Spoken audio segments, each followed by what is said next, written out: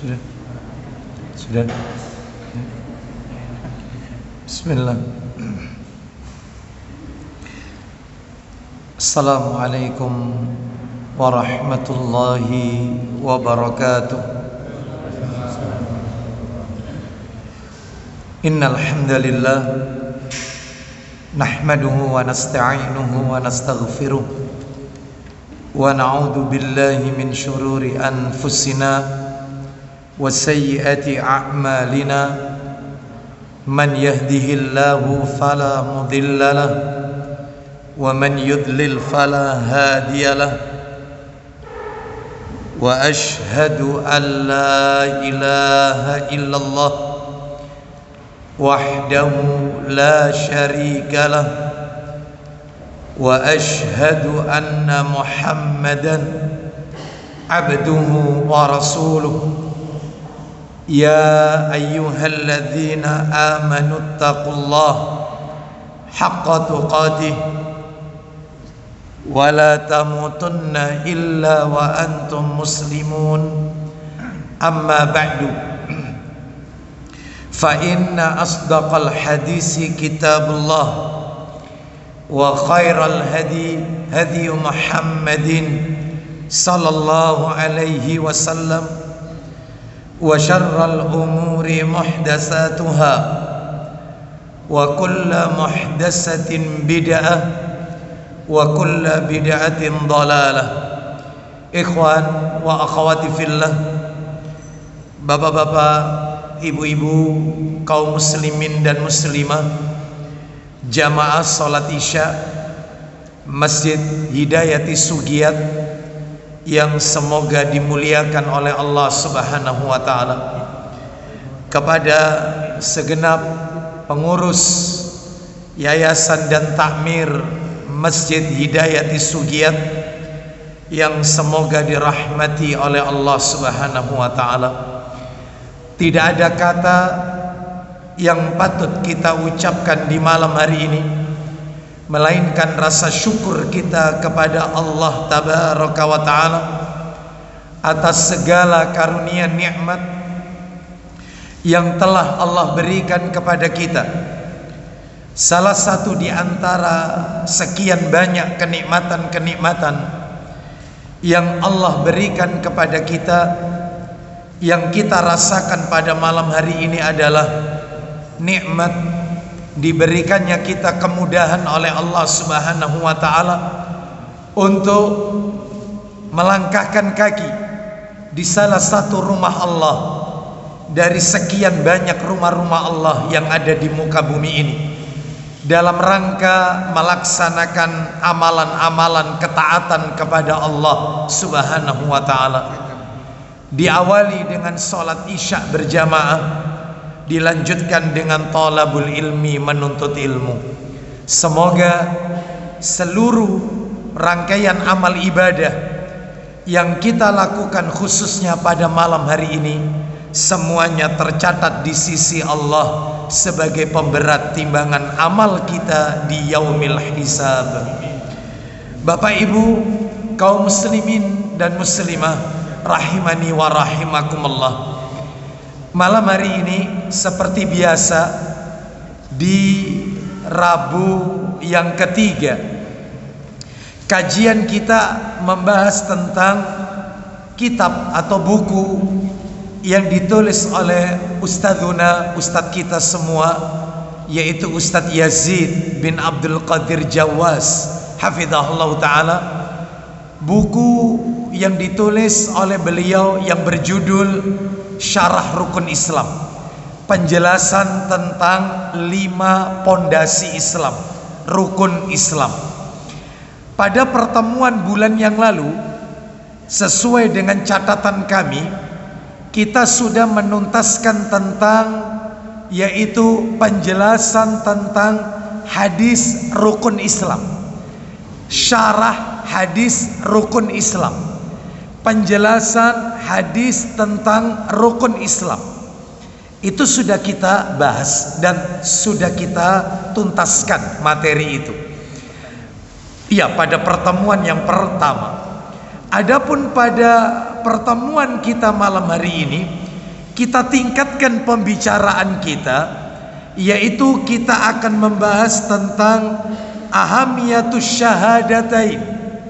Ahamiyatus syahadatain, yaitu tentang urgensivitas kedudukan dua kalimat syahadat dalam syariat Islam. Apa pentingnya ucapan asyhadu alla ilaha illallah wa asyhadu anna muhammadar rasulullah. Ya, jadi ahamiyatus syahadatain, pentingnya urgensivitas kedudukan dua kalimat syahadat.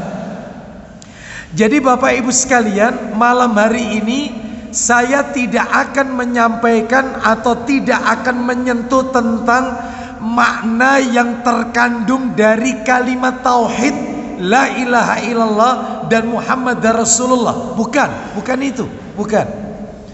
Tetapi yang akan kita bahas masih kulitnya, belum isinya, yaitu tentang apa manfaat atau bagaimana kedudukan dua kalimat syahadat itu. Kita belum masuk pada materi apa makna la ilaha illallah, apa itu makna Muhammad dan Rasulullah, apa konsekuensinya. Belum. Kita belum sentuh itu malam hari ini, belum. Yang akan kita bahas adalah kedudukan atau betapa pentingnya dua kalimat syahadat. Nah itu, ini baru apa itu ya istilahnya, kulitnya ya.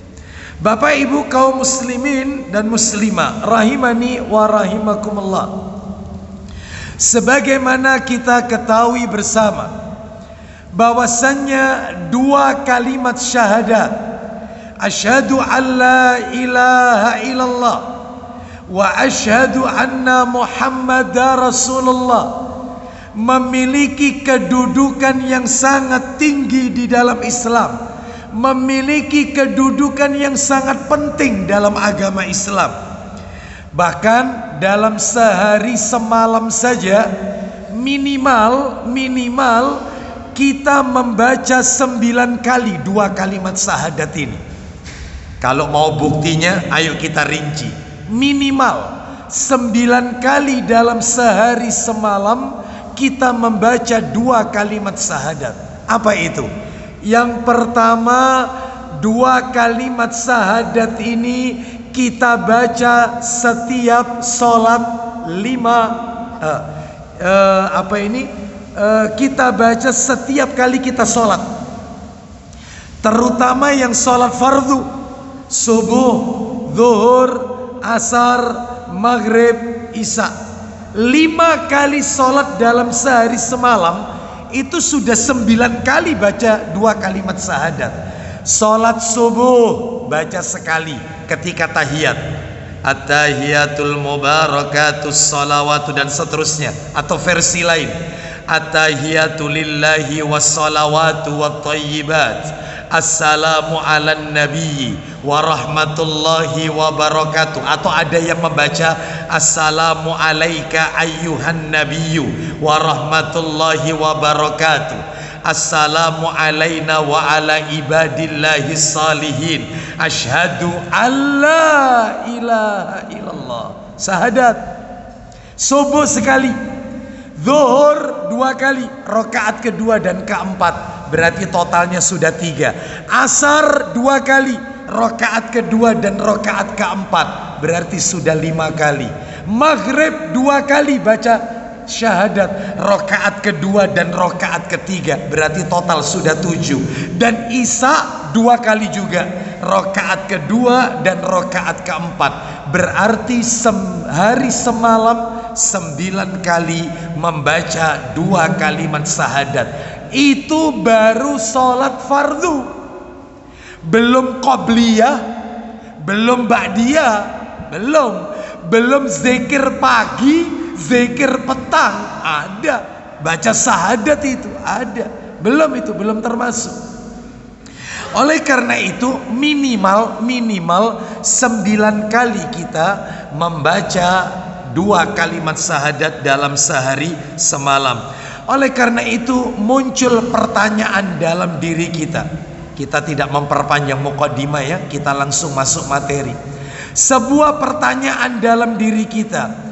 Betapa seringnya kita membaca 2 kalimat syahadat dalam sehari semalam. Lalu apa pentingnya, apa perlunya 2 kalimat syahadat ini? Apa urgensivitasnya? Ternyata Bapak Ibu sekalian, kata para alim ulama, kedudukan 2 kalimat syahadat ini menjadi penting karena 5 alasan. Nah, ya ini yang akan kita bahas. Malam hari ini cuman bahas yang pertama saja. Ya, ini baru yang pertama, panjang ya Bapak Ibu sekalian. Jadi pentingnya 2 kalimat syahadat, urgensivitas kedudukan 2 kalimat syahadat itu alasannya menjadi penting karena 5 hal, 5 alasan. Apa itu? Yang pertama, 2 kalimat syahadat itu sebagai, saya bacakan teks Arabnya dulu ya. 2 kalimat syahadat itu sebagai madkhalun ilal Islam. Artinya pintu gerbangnya masuk Islam. Orang kalau mau masuk Islam ya baca 2 kalimat syahadat. Makanya nanti ini penjelasannya panjang. Kita akan berbicara tentang mu'allaf nanti. Ya, kita akan bicara panjang tentang mu'allaf. Baik, nanti dulu kita sebutkan satu persatu dulu pentingnya kedudukan 2 kalimat syahadat. Menjadi penting karena 5 alasan. Alasan yang pertama, madkhalun ilal Islam, pintu gerbang masuknya agama Islam. Ini satu. Yang kedua, alasan kedua, 2 kalimat syahadat ini menjadi penting adalah khulasatu ta'alimil Islam. Apa itu? Yaitu intisari ajaran Islam. Intinya agama Islam ini ya 2 kalimat syahadat. Intinya itu. Bapak Ibu, maaf ini, maaf. Panjenengan tadi mendengarkan adzan ya. Sehari kan 5 kali adzan ya.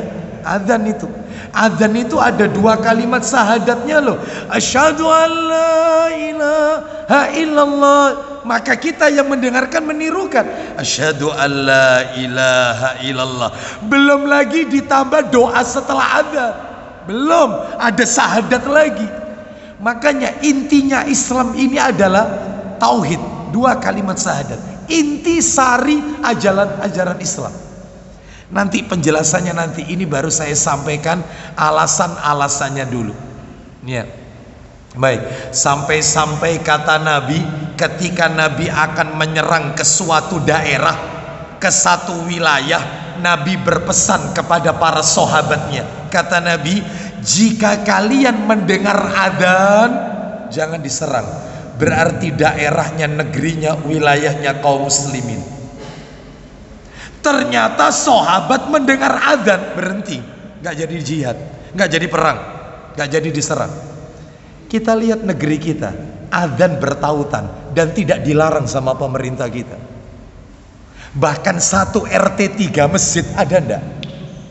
1 klaster 5 masjid ada, semuanya adzan. Allahu Akbar sana, Allahu Akbar sana, Allah. Terus bersautan, tidak ada dilarang di Indonesia. Berarti Ustadz kesimpulannya negeri Islam ini. Makanya betul kata Syekhul Islam Ibnu Taimiyah, negeri rahimahullah, negeri itu dikatakan Darul Islam. 1, penduduknya mayoritas Islam. 2, adzan berkumandang di mana-mana. Darul Islam. Jadi kalau ada sebagian kelompok yang mengatakan ini negeri kafir karena undang-undangnya bukan pakai Quran dan Sunnah, sesat dan menyesatkan. Negeri Islam ini, Idul Fitri aja dikasih kebebasan, betul atau tidak? Ada yang mengadakan hari raya ikut pemerintah. Ada nggak yang duluan? Ada. Ada nggak yang setelah pemerintah? Ada, sama pemerintah diberikan bebas. Sholat berjamaah di mana-mana, di apa ini tidak dilarang. Ya. Bapak Ibu sekalian, sehingga dalam hari ini berarti Islam ini, dua kalimat syahadat ini adalah intisari ajarannya Islam, ajaran Islam. Nanti penjelasannya ya. Sekarang kita masuk alasan yang nomor 3. Kita sebutkan aja satu-satu dulu. Setelah itu nanti kita awali lagi yang pertama. Ya. Yang ketiga alasannya yang ketiga, pentingnya dua kalimat syahadat asyhadu alla ilaha illallah wa asyhadu anna muhammadar rasulullah ini, urgensivitasnya dua kalimat ini adalah haqiqatu da'watir rasul, intisari hakikat dakwahnya para rasul. Semua para rasul mendakwakan la ilaha illallah, itu dakwanya. Jadi dakwanya bukan manajemen kolbu, bukan. Dakwanya bukan masalah fikih, bukan. Dakwanya itu bukan muamalah, bukan. Dakwanya tauhid. Mengembalikan orang untuk mengesahkan Allah Azza wa Jalla. Itu. Bapak Ibu sekalian, semua para nabi mendakwakan sembahlah Allah, sembahlah Allah, sembahlah Allah, dan jangan menyekutukan Allah. Semua nabi dan rasul, semua nabi dan rasul. Ya, maka berarti hakikat dakwah para rasul adalah dua kalimat syahadat ini. Baik, atau kalimat tauhid. Sekarang alasan yang nomor berapa? 4. Alasan yang nomor 4 adalah yaitu asasul inkilab. Asasul inkilab. Yang keempat adalah asas perubahan. Perubahan. Apa yang dimaksud asas perubahan? Ya, Bapak Ibu sekalian rahimani wa rahimakumullah. Bapak Ibu tahulah dalam sejarah bagaimana masyarakat jahiliyah ketika Rasul belum diutus. Begitu Nabi diutus, Nabi mendakwakan kalimat tauhid, dua kalimat syahadat, berubah peradaban dunia. Wih, luar biasa dua kalimat ini. Pengaruhnya luar biasa ini. Ya, pengaruhnya luar biasa. Bapak Ibu sekalian rahimani wa rahimakumullah. Ya, yang dahulunya mereka yaitu keras. Ya, yang dahulunya mereka adalah orang-orang yang melakukan perbuatan dosa. Begitu mengucapkan dua kalimat syahadat, mereka menjadi orang yang lemah lembut. Berubah peradaban dunia. Lihat dulu para sahabat sebelum mereka masuk Islam, ketika dengan masuk Islam, ya, asas perubahan. Dan kita lanjutkan yang kelima, yang terakhir. Nah, penutup yang kelima yaitu kedudukan dua kalimat syahadat. Pentingnya dua kalimat syahadat adalah fadhailu azimah. Dua kalimat syahadat memiliki keutamaan yang agung. Apa keutamaannya? Nanti belakangan ya. Jangan hari ini. Hari ini bahasanya beda ya. Jadi dua kalimat syahadat ini menjadi penting. Alasan yang nomor 5 adalah karena dua kalimat syahadat memiliki keutamaan fadilah yang besar, yang agung. Bapak Ibu sekalian, kaum muslimin dan muslimah rahimani wa rahimakumullah. Pada malam hari ini, dari 5 alasan ini kita akan bahas alasan yang pertama.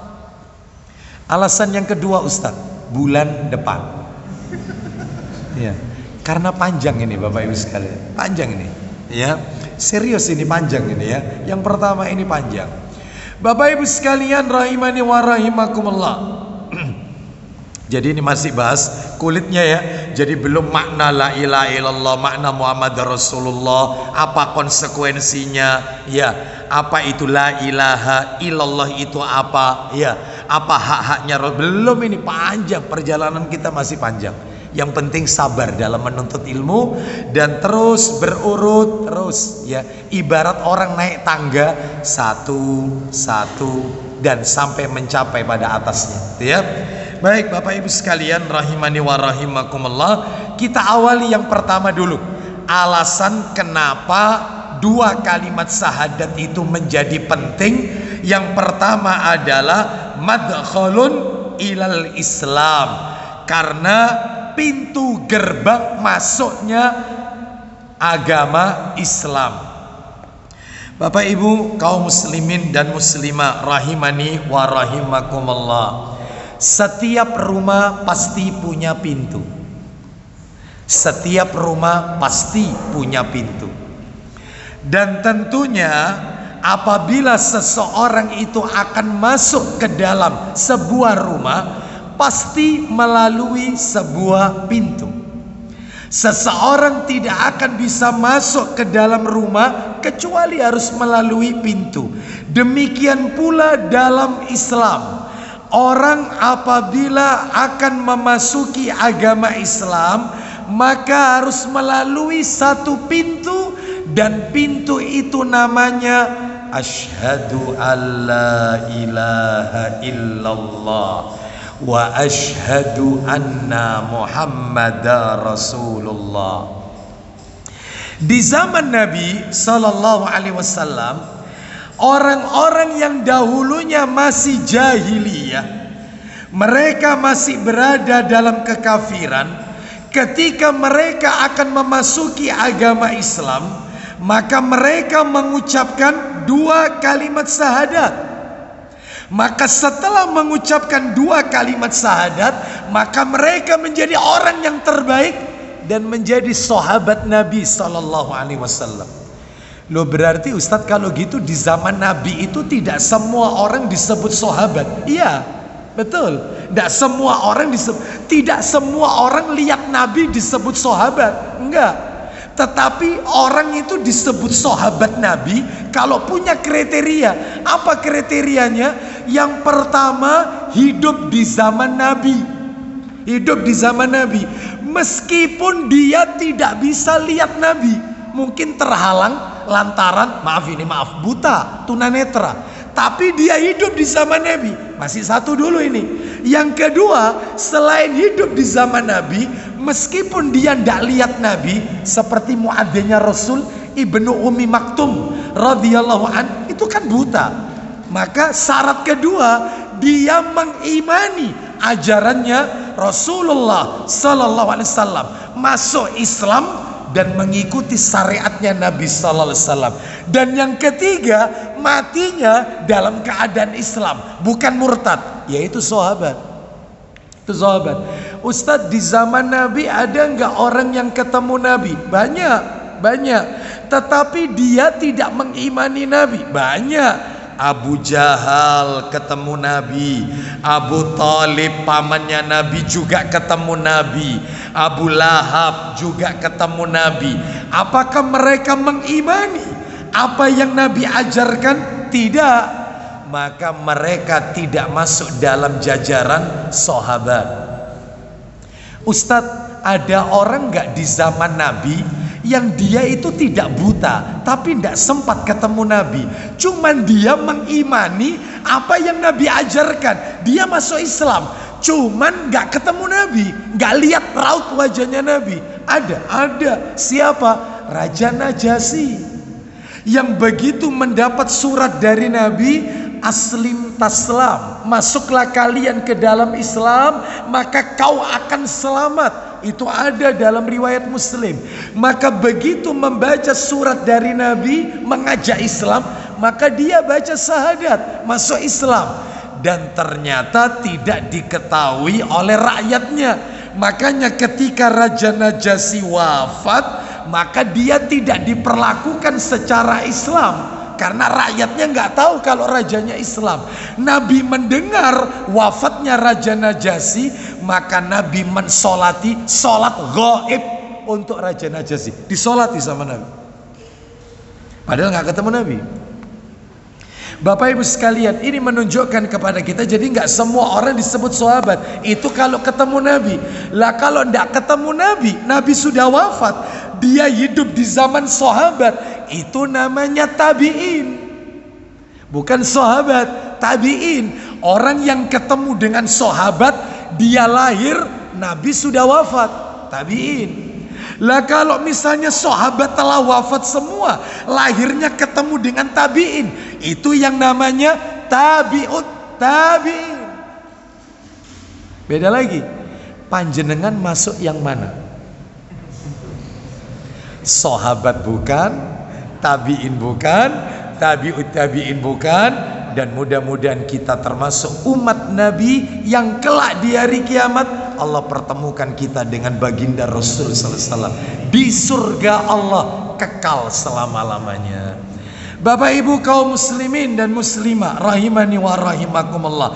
Oleh karena itu, maka ini kesimpulannya, anak yang lahir dalam keluarga Islam, anak lahir dalam keluarga Islam, ayahnya Islam, ibunya juga Islam, lingkungannya Islam, maka ia tidak perlu mengucapkan lagi dua kalimat syahadat. Karena apa? Karena pada hakikatnya dia lahir sudah muslim. Jadi ketika kita lahir, ketika kita sudah balik, tidak perlu baca syahadat lagi. Wong orang tua kita Islam, kita berada di keluarga Islam, kita berada di lingkungan Islam, maka tidak perlu baca syahadat. Ngucapin asyhadu alla ilaha terus disaksikan, nggak perlu. Nggak perlu. Mana dalilnya? Silakan dibuka dalilnya, yaitu dalam Sahih Muslim. Ayo dibuka Sahih Bukhari. Sahih Bukharinya dibuka. Sahih Bukhari dibuka. Ya, nomornya 699. Bukhari 699. 699. Ya, kita lihat ya. Nabi, yaitu dari sahabat Abu Hurairah radhiyallahu an. Dia berkata, Nabi sallallahu alaihi wasallam bersabda, "Kullu mauludin yuladu 'alal fitrah fa abawahu yuhawwidanihi aw yunassiranihi aw yumajjisanihi." Atau kama qala Nabi sallallahu alaihi wasallam. Silakan.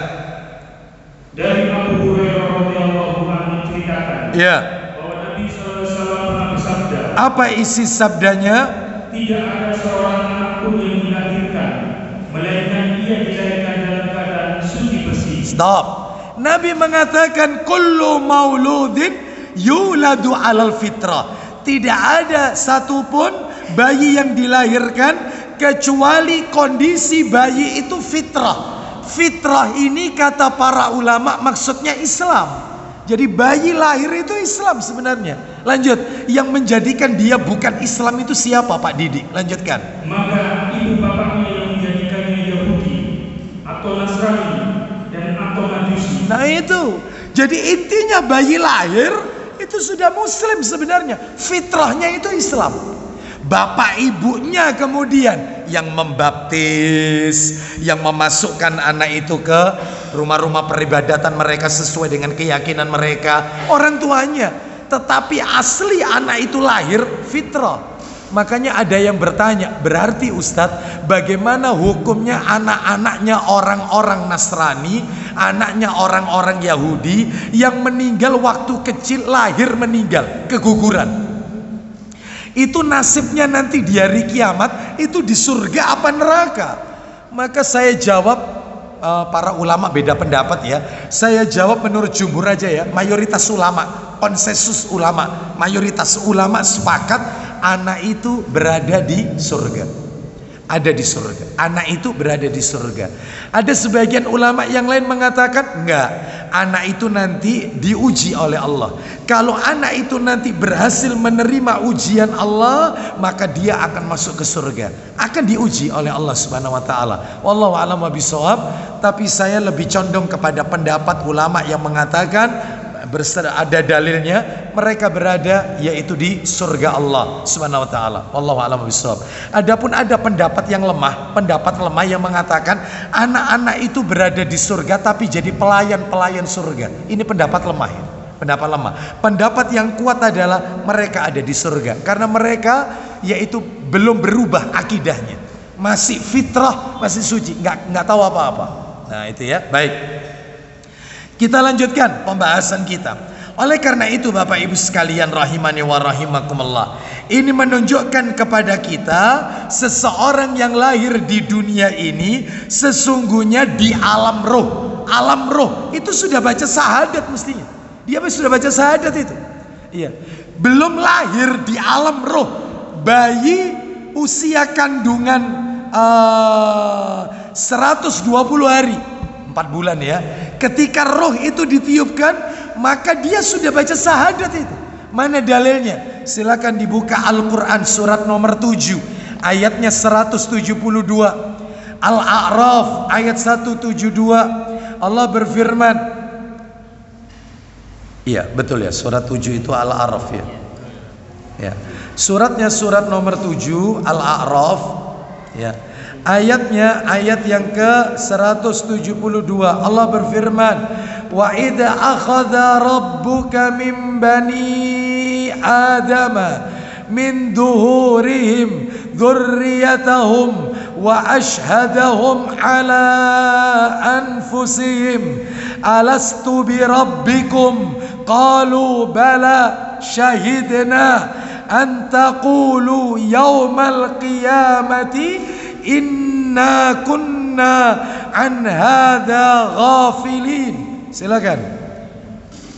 Dan ingatlah ketika Tuhan mengeluarkan dari surga atau melahirkan anak cucu Adam keturunan mereka, dan Allah mengambil kesaksian terhadap roh mereka seraya berfirman. Apa kata Allah kepada anak cucu Adam ketika mereka sedang berada di dalam yaitu kandungan seorang ibu?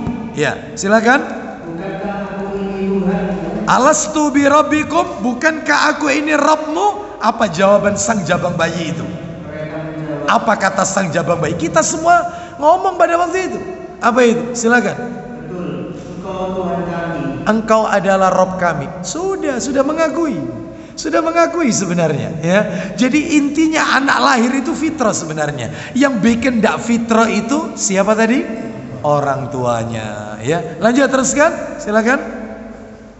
Kami lakukan yang demikian itu agar di hari kiamat kamu tidak mengatakan sesungguhnya ketika itu kami lengah terhadap ini. Baik, Bapak Ibu sekalian rahimani wa rahimakumullah. Oleh karena itu maka karena pentingnya materi yang pertama ini, mohon maaf, maksud saya alasan yang pertama ini sebagai pintu gerbang masuknya Islam, 2 kalimat syahadat ini saya akan sampaikan malam hari ini Bapak Ibu sekalian, yaitu beberapa hukum-hukum fikih seputar mu'alaf. Orang-orang yang masuk Islam itu ada 23 poin, 23 hukum fikih terkait dengan mereka para mu'alaf. Nah, jadi ini penting harus kita ketahui ya. Bagaimana mu'alaf itu masuk Islam kalau dia nggak bisa baca bahasa Arab, dia bisanya pakai bahasa Indonesia, dia nggak bisa baca asyhadu alla ilaha illallah, dia bisanya itu mengatakan tidak ada Tuhan selain Allah. Apakah boleh masuk Islam yang seperti ini? Nah ini nanti kita bahas ya. Lalu bagaimana kalau dia misalnya sholat tidak hafal Al-Fatihah, lalu sholatnya baca apa? Kalau gitu namanya mu'alaf, baru masuk Islam. Nanti kita bahas. Makanya ada 23 permasalahan seputar fikih mu'alaf. Nah ini masuk kategori yaitu bagian dari intisari masuknya gerbang masuknya agama Islam. Baik Bapak Ibu sekalian rahimani wa rahimakumullah. Yang pertama ini yang perlu diketahui nih ya. Kalau nanti catatannya tertinggal nggak apa-apa. Nanti kalau memang materi ini tuntas akan kami share materi ini nanti ke Takmir Masjid Hidayati Sugiyat melalui bentuk PDF. Nanti minta saja kepada takmirnya ya. Baik, yang pertama ini, yang pertama mengucapkan syahadat tetapi dengan selain bahasa Arab, mengucapkan syahadat tetapi dengan selain bahasa Arab, seperti dia mengucapkan tidak ada ilah yang berhak untuk diibadai dengan benar kecuali Allah. Jadi dia baca syahadatnya itu bukan asyhadu alla ilaha illallah, bukan ya, tetapi dia bacanya kita tuntun, misalnya kita tuntun tidak ada ilah, tidak ada ilah. yang berhak diibadai dengan benar kecuali Allah, sah masuk Islam. Ya, masuk Islam. Ya, meskipun tidak memakai bahasa Arab, sah. Atau mungkin ketika dia mengucapkannya, yaitu dia belum bisa membedakan antara huruf ha dan ha ketika membaca wa asyhadu anna Muhammadar Rasulullah. Jadi dia bacanya begini, wa asyhadu anna Muhammadar Rasulullah. Mestinya kan bukan muham, tetapi muham, ha, bukan ha. Namanya saja masuk Islam, tidak faham makhrajul huruf, sifat huruf. Ini dibaca ha atau ha, nggak tahu. Sah syahadatnya, sah. Dan jangan dipersulit, jangan eyel-eyelan ha. Ayo latihan dulu, ha, nggak usah. Akhirnya nggak jadi masuk Islam ini nanti. Gara-gara dipersulit, nggak usah dipersulit. Sudah, langsung aja suruh baca. Bapak bisa bahasa Indonesia? Ya bisa, itu bahasa. Sudah, aku bersaksi bahwasannya Nabi Muhammad utusannya Allah. Clear, sah syahadatnya. Ya, Bapak Ibu sekalian rahimani wa rahimakumullah, karena memang pintu gerbang masuknya Islam harus membaca 2 kalimat syahadat, sekalipun bukan dengan bahasa Arab. Ya, dan ini disebutkan oleh Imam An-Nawawi rahimahullah, menukil ijma' kesepakatan para alim ulama. Baik, sekarang kita lanjutkan yang nomor 2. Jadi semuanya ini fatwa-fatwa yang kuat. Yang kedua, ya, mengucapkan 2 kalimat syahadat tetap dianggap sah sekalipun tidak diumumkan atau tidak mengundang orang banyak, sah. Ya, bahkan mungkin belum tercatat pada catatan di instansi pemerintahan, atau belum tercatat di dokumen identitasnya, KK, KTP dan seterusnya, sah Islamnya. Meskipun cuma seorang diri, atau meskipun dia mengucapkan cuma ada, yaitu orang yang mengajarinya, asyhadu an la ilaha illallah wa asyhadu anna Muhammadar Rasulullah. Meskipun tidak ada orang yang lihat, tidak diumumkan, tidak ngundang orang, ya, seperti itu. Jadi di masjid cuma 4 mata, ya. Atau dia sendiri yang mengucapkan asyhadu an la ilaha illallah wa asyhadu anna Muhammadar Rasulullah. Atau nggak bisa bahasa Arab, aku beriman kepada Allah, tiada sekutu baginya, dan yaitu aku tidak ada yang berhak untuk diibadai kecuali Allah. Masuk Islam. Dan aku bersaksi Nabi Muhammad utusannya Allah. Masuk Islam. Bapak Ibu sekalian rahimani wa rahimakumullah. Ya, jadi ini menunjukkan bahwasannya kenapa? Karena semua itu bukan syarat sahnya masuk Islam. Jadi mengundang orang, disaksikan banyak orang, itu bukan syarat sahnya masuk Islam. Bukan. Syarat sahnya masuk Islam itu cuman baca syahadat. Hanya itu aja. Hanya saja ada komanya. Hanya saja dia berkewajiban memberitahukan Islamnya kepada orang lain, supaya dia diperlakukan sebagai kaum muslimin. Kalau ketemu assalamualaikum, kalau meninggal disolati, bahkan sebelum disolati dimandikan, dikafani, disolati, dan dimakamkan di pemakaman Islam, tidak dicampur dengan pemakaman yang lain, diperlakukan secara Islam seperti itu. Lah lapornya kepada siapa? Ya kepada pihak yang berwenang, ulil amri setempat, RT, RW atau siapapun. Paling tidak dia memberitahu. Sekalipun ketika dia masuk Islam itu tidak disaksikan orang banyak, tapi dia memberitahu. Seperti itu. Ya. Ustadz sekarang itu modelnya itu pakai piagam ya Ustadz. Ya ada nggak? Pakai piagam. Boleh enggak? Boleh, tidak mengapa. Kenapa? Karena memang ada beberapa kejadian yang yaitu tanpa disaksikan dia berpura-pura masuk ke dalam agama Islam, ternyata dia memiliki misi dan visi. Ya, oleh karena itu biasanya yang sering terjadi ini adalah dalam masalah pernikahan. Biasanya dia pura-pura masuk Islam, ternyata begitu menikah punya anak 1 dan punya anak 2, dia perintahkan istri dan anaknya untuk meninggalkan Islam dan masuk ke gereja. Tidak sedikit kasus yang seperti ini, banyak sekali saya dapat laporan seperti ini. Ya, oleh karena itu maka diikatlah supaya dibimbing, supaya ada laporannya tercatat, lalu diberikan yaitu semacam piagam atau ijazah gitu ya. Maka boleh. Sebenarnya tanpa itu juga nggak apa-apa sebenarnya. Ya, wallahu a'lam bishawab ya. Intinya boleh sebenarnya. Hanya saja untuk kebaikan bersama seyogyanya dia telah melaporkan itu. Dia laporkan kepada ulil amri setempat, waliul amr. Nomor tiga tentang mu'alaf ini, tentang mu'alaf. Hukum-hukum seputar mu'alaf karena masuk Islam. Pintu gerbang masuk Islam. Yang ketiga, usia baligh. Usia baligh bukan syarat sahnya masuk Islam. Jadi kalau masuk Islam nggak perlu ditanya sudah balik belum, nggak perlu. Meskipun dia anak kecil belum balik, boleh masuk Islam, boleh. Karena bukan syarat.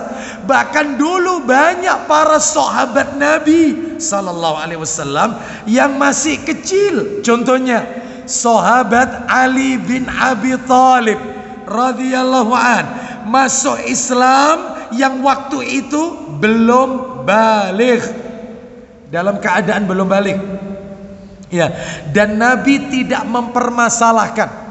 Bahkan Nabi tidak menyuruh ketika Ali bin Abi Thalib dewasa lalu disuruh baca syahadat lagi. Nggak ada, hadisnya nggak ada, tidak ada ya, seperti itu ya. Jadi banyak sekali waktu itu, yaitu di zaman Nabi, anak-anak kecil yang masuk ke dalam agama Islam. Misalnya Zubair bin Al-Awwam ya, terus masuk Islam usia 8 tahun ini, Zubair bin Al-Awwam ya. Ada lagi yang mengatakan usianya pada waktu itu masih 12 tahun. Dan ketika dia dewasa tidak diperintahkan lagi untuk apa ini? Baca syahadat. Tidak diperintahkan baca syahadat ya. Baik, kita lanjutkan Bapak Ibu. Jadi bukan syarat sahnya masuk Islam. Yang nomor 4. Nomor 4. Ada berapa tadi saya janjikan? 23. Sampai jam berapa ya? Yang keempat jam 10 ya. Yang keempat ya, ini seputar pintu gerbang masuk Islam, seputar mu'alaf. Yang keempat, menurut pendapat yang kuat, menurut pendapat yang kuat, yang rajih, pendapat yang argumentatif, ini kata para alim ulama, tidak diwajibkan. Saya ulang, tidak diwajibkan mandi besar bagi orang yang masuk Islam ya. Jadi orang yang masuk Islam mu'alaf itu tidak diwajibkan untuk mandi besar ya. Cuman kalau dia mandi itu lebih utama dan disunahkan. Artinya tidak wajib, nggak wajib ya. Kenapa? Karena di zaman Nabi tidak ada yaitu sahabat yang setelah dia sebelumnya jahiliyah, kafir, masuk Islam terus mandi besar, tidak ada. Tapi kalau andai kata dia mandi besar, maka diperbolehkan, sunnah saja, tidak diwajibkan. Hukumnya bukan fardu. Bisa dipahami ya. Jadi dalam hal ini kita tidak boleh memaksa mereka setelah masuk Islam, ayo Pak mandi dulu ya. Nggak apa-apa, meskipun dia tidak mandi nggak apa-apa. Yang berikutnya yang kelima, apakah orang masuk Islam mu'alaf harus khitan? Ayo, siapanya? Harus sunat khitan apa enggak? Khitan, yang betul khitan, bukan sunat. Mu'alaf kalau masuk Islam harus khitan tidak? Bapak Ibu sekalian rahimani wa rahimakumullah, saya tanya, khitan itu termasuk syiar Islam atau tidak? Iya, syiar Islam ya. Syiar Islam khitan itu. Mana dalilnya? Dalilnya yaitu disebutkan di dalam hadis riwayat Bukhari. Silakan, ayo buka Bukhari. Nomornya 1474. 1474. Ayo. 1474. Bagaimana cerita yaitu tentang Nabi Ibrahim alaihi salatu wassalam. Silakan baca 1474. Ayo cepat dikit. Dari Abu Hurairah radhiyallahu anhu katanya, Rasulullah SAW bersabda. Apa isi sabdanya? Nabi Ibrahim alaihissalam berkhitan dengan kapak. Dan beliau dalam usia 80 tahun. Bapak Ibu sekalian, rahimani wa rahimakumullah. Nabi Ibrahim khitan usia berapa? Gak usah dibayangin ya. Usia berapa? Tadi disebutkan tadi usia 80 tahun. Ketika khitan menggunakan apa tadi? Kapak. Ya, menggunakan kapak. Ya. Jadi ini menunjukkan khitan itu termasuk syariat Islam. Dan yang namanya khitan itu berlaku untuk laki-laki dan wanita. Cuman bedanya kalau laki-laki itu namanya khitan, kalau wanita namanya bukan khitan, khifad. Khifad. Ya, khifad. Caranya pun beda. Wanita juga disyariatkan khitan. Sebab Nabi mengatakan dalam hadis Abu Daud, kitabnya di depan saya ini. Hadis Abu Daud, Nabi mengatakan, maaf harus saya sampaikan karena ilmu. Ini bukan sesuatu yang tabu. Katanya Nabi, apabila bertemu dua khitan, perhatikan kalimatnya, tanda kutip garis bawahi. Nabi mengatakan, apabila bertemu dua khitan, maka wajib mandi besar. Apabila ketemu dua khitan, laki-laki wanita. Apabila ketemu dua khitan maksudnya jima, ya mandi besar. Berarti wanita itu khitan wanita itu. Tapi namanya bukan khitan, khifat. Makanya kata para ulama, yaitu muslimah di khitan. Untuk apa? Untuk mengurangi, meredam hawa nafsunya. Beda dengan orang-orang barat, orang-orang kafir beda. Makanya wanita-wanita kafirah itu, lihat itu orang-orang kafir. Ya di luar sana. Mereka seenaknya yaitu berciuman di pinggir jalan, mereka melakukan hubungan intim tanpa malu. Dan mereka yang mendahului, bukan laki-laki. Kenapa? Karena memuncak nafsunya. Makanya Rasul mengajarkan untuk diredam. Caranya apa? Dikhitan. Di bagian yaitu ujungnya, dikhitan. Dan itu dokter tentunya yang faham masalah ini. Ya, namanya khifat. Ya. Bapak Ibu sekalian rahimani, Ustaz lah kalau sekarang saya sudah berkeluarga, sudah punya anak, apakah tidak perlu dikhitan? Tidak perlu. Ya, tidak perlu sudah. Ya, tidak perlu. Ya. Bapak Ibu sekalian rahimani wa rahimakumullah. Adapun kalau khitan untuk wanita hukumnya sunnah. Kalau laki-laki wajib.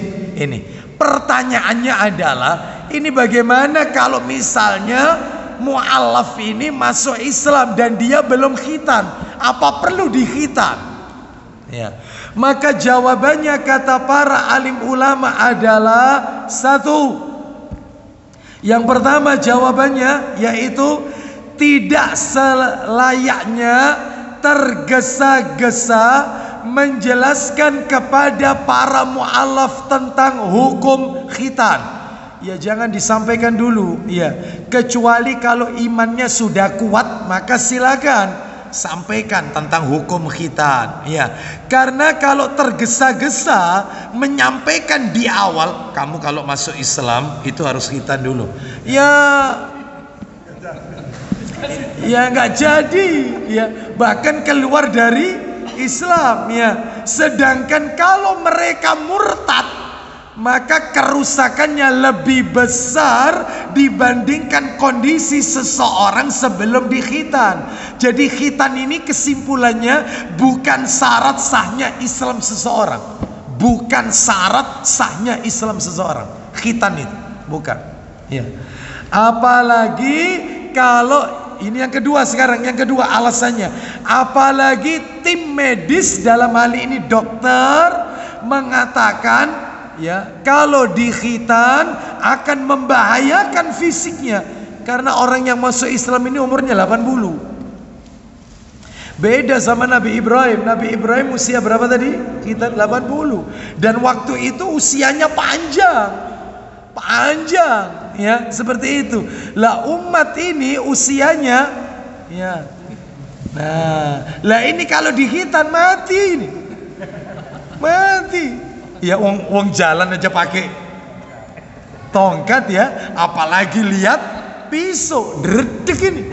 Mati. Maka kata dokter nggak usah. Maka dalam hal ini nggak apa-apa, yaitu dia tidak berkhitan karena khitan bisa membahayakan dirinya dan tentunya yaitu khitan bukan syarat sahnya masuk Islam seseorang. Yang keenam, sekarang kita lanjutkan yaitu hukum fikih seputar mu'alaf yang keenam. Haruskah mu'alaf itu mencukur rambutnya? Orang kalau masuk Islam rambutnya perlu dicukur tidak? Tolong Pak Didi dibuka Abu Dawud nomornya 356. Maaf tangan kiri. Abu Dawud nomor 356. 356 dari Usaim ibnu Kulayb, dari ayahnya, dari kakeknya. Silakan baca. Dari Usaim bin Kasir bin Kulayb bahwasanya dia pernah datang kepada Nabi SAW. Ya, silakan. Lalu berkata, silakan. Saya telah masuk Islam. Saya telah masuk Islam. Dulunya kafir, lalu dia masuk Islam. Lalu apa kata Nabi?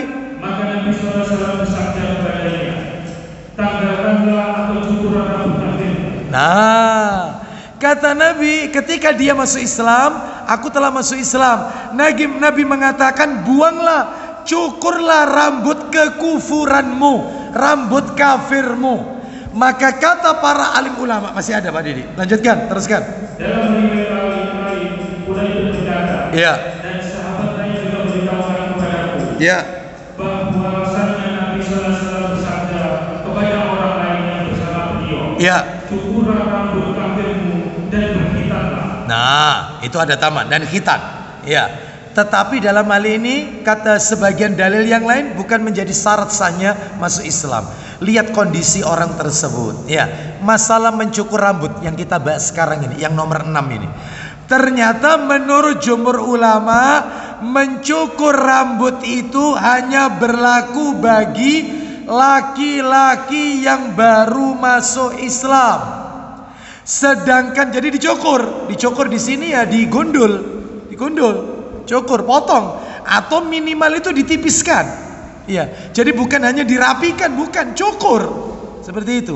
Adapun kalau wanita masuk Islam, bagaimana kata-kata mencukur rambut, yaitu cukup dipotong seujung jari sebagaimana seseorang ketika tahallul di musim haji dan umrah. Nah, jadi kalau orang itu kalau umrah tahallul, jadi habis tawaf, habis sa'i, kalau umrah kan habis sa'i, itu kan tahallul. Maka kalau laki-laki itu kan digondol, sampai gondol ya. Itu katanya Rasulullah, Nabi mengatakan, orang itu kalau dipotong gondol, rata gondol ya, maka dia didoakan oleh Nabi 3 kali. Didoakan supaya Allah merahmatinya. Ya Allah rahmatilah, ya Allah, itu digondol. Tapi kalau sekedar dipendekkan 1 senti rata ya, atau setengah senti rata, itu ya, pakai alat itu biasanya, maka didoakan sama Nabi cuman sekali. Itu kalau laki-laki. Lah kalau wanita setelah tawaf, setelah sa'i, giliran tahallul, maka semua rambutnya itu yaitu diarahkan ke belakang seperti kalau mau dikuncit itu, lalu disisakan seruas 1 jari ini, 1 ruas jari ini sisa. Nah, seruas itu, lah itu yang dipotong keseluruhan. Jadi bukan diambil beberapa helai lalu dipotong, bukan. Jadi dikumpulkan, disisakan sepanjang 1 ruas jari, bukan 1 jari loh ya, bukan 1 jari, tapi 1 ruas ini. Ya, berapa senti? Oh, masa 2 senti segini? 3 senti 1 buku ini. Satu buku ini 3 cm. Masa 3 cm? Oh, masa ya? Gak sampai ya? Ya lihat jarinya ya, lihat jarinya. Ya seruas inilah, lah itu yang dipotong. Jadi wanita tahalul itu masuk Islam juga begitu. Kalau ada wanita masuk Islam, dia mau menikah awalnya Nasrani, ternyata dia ingin masuk Islam karena calon suaminya Islam, maka ya potong rambut. Caranya dikuncit, diarahkan ke belakang semua, disisakan satu ruas jari itu dipotong, kres. Lalu disuruh mandi besar, kalau bisa, kalau enggak nggak apa-apa. Seperti itu mandi. Tapi kalau potong tadi suruh potong memang. Potong rambut. Jadi bukan digondol ya wanita itu, bukan loh ya. Seruas, yaitu sepanjang ruas jari. Ya, itu dalilnya tadi sudah dibaca. Kalau laki-laki gondol. Potong. Ya, seperti itu atau dipendekkan. Ya. Baik, kita lanjutkan yang nomor 7. Seputar mu'alaf ini yang perlu kita ketahui, kan ada 23. 7. Haruskah mu'alaf mengqadha salat yang ditinggalkan saat ia masih kafir? Ya, masuk Islamnya yaitu zuhur, pas zuhur masuk Islam. Perlu nggak dia mengqadha yaitu sholat subuh, atau sebelum-sebelumnya itu diqadha semuanya selama dia masih kafir? Maka jawabannya adalah ulama sepakat, orang kafir yang masuk Islam maka dia tidak mengqadha sholat yang dia tinggalkan pada saat dia masih kafir. Nggak perlu diqadha, nggak perlu diqadha. Jadi ketika dia masuk Islamnya asar, masuk Islamnya itu misalnya subuh pagi atau zuhur, maka sholat subuhnya tidak perlu diqadha. Atau yang kemarin-kemarin itu yang masih kafir itu dia belum masuk Islam, itu diqadha semua, nggak perlu, nggak perlu, ya nggak perlu. Mana dalilnya?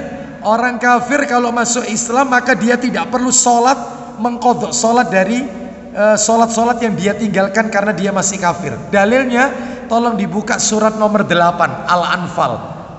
Tolong dibuka surat nomor 8 ayatnya nomor 38. Al-Anfal ayatnya 38. Allah Subhanahu wa taala berfirman, "Qul lil ladzina kafaru iyantahu yughfar lahum ma qad salaf wa iya'udhu faqad madat sunnatul awwalin." Silakan.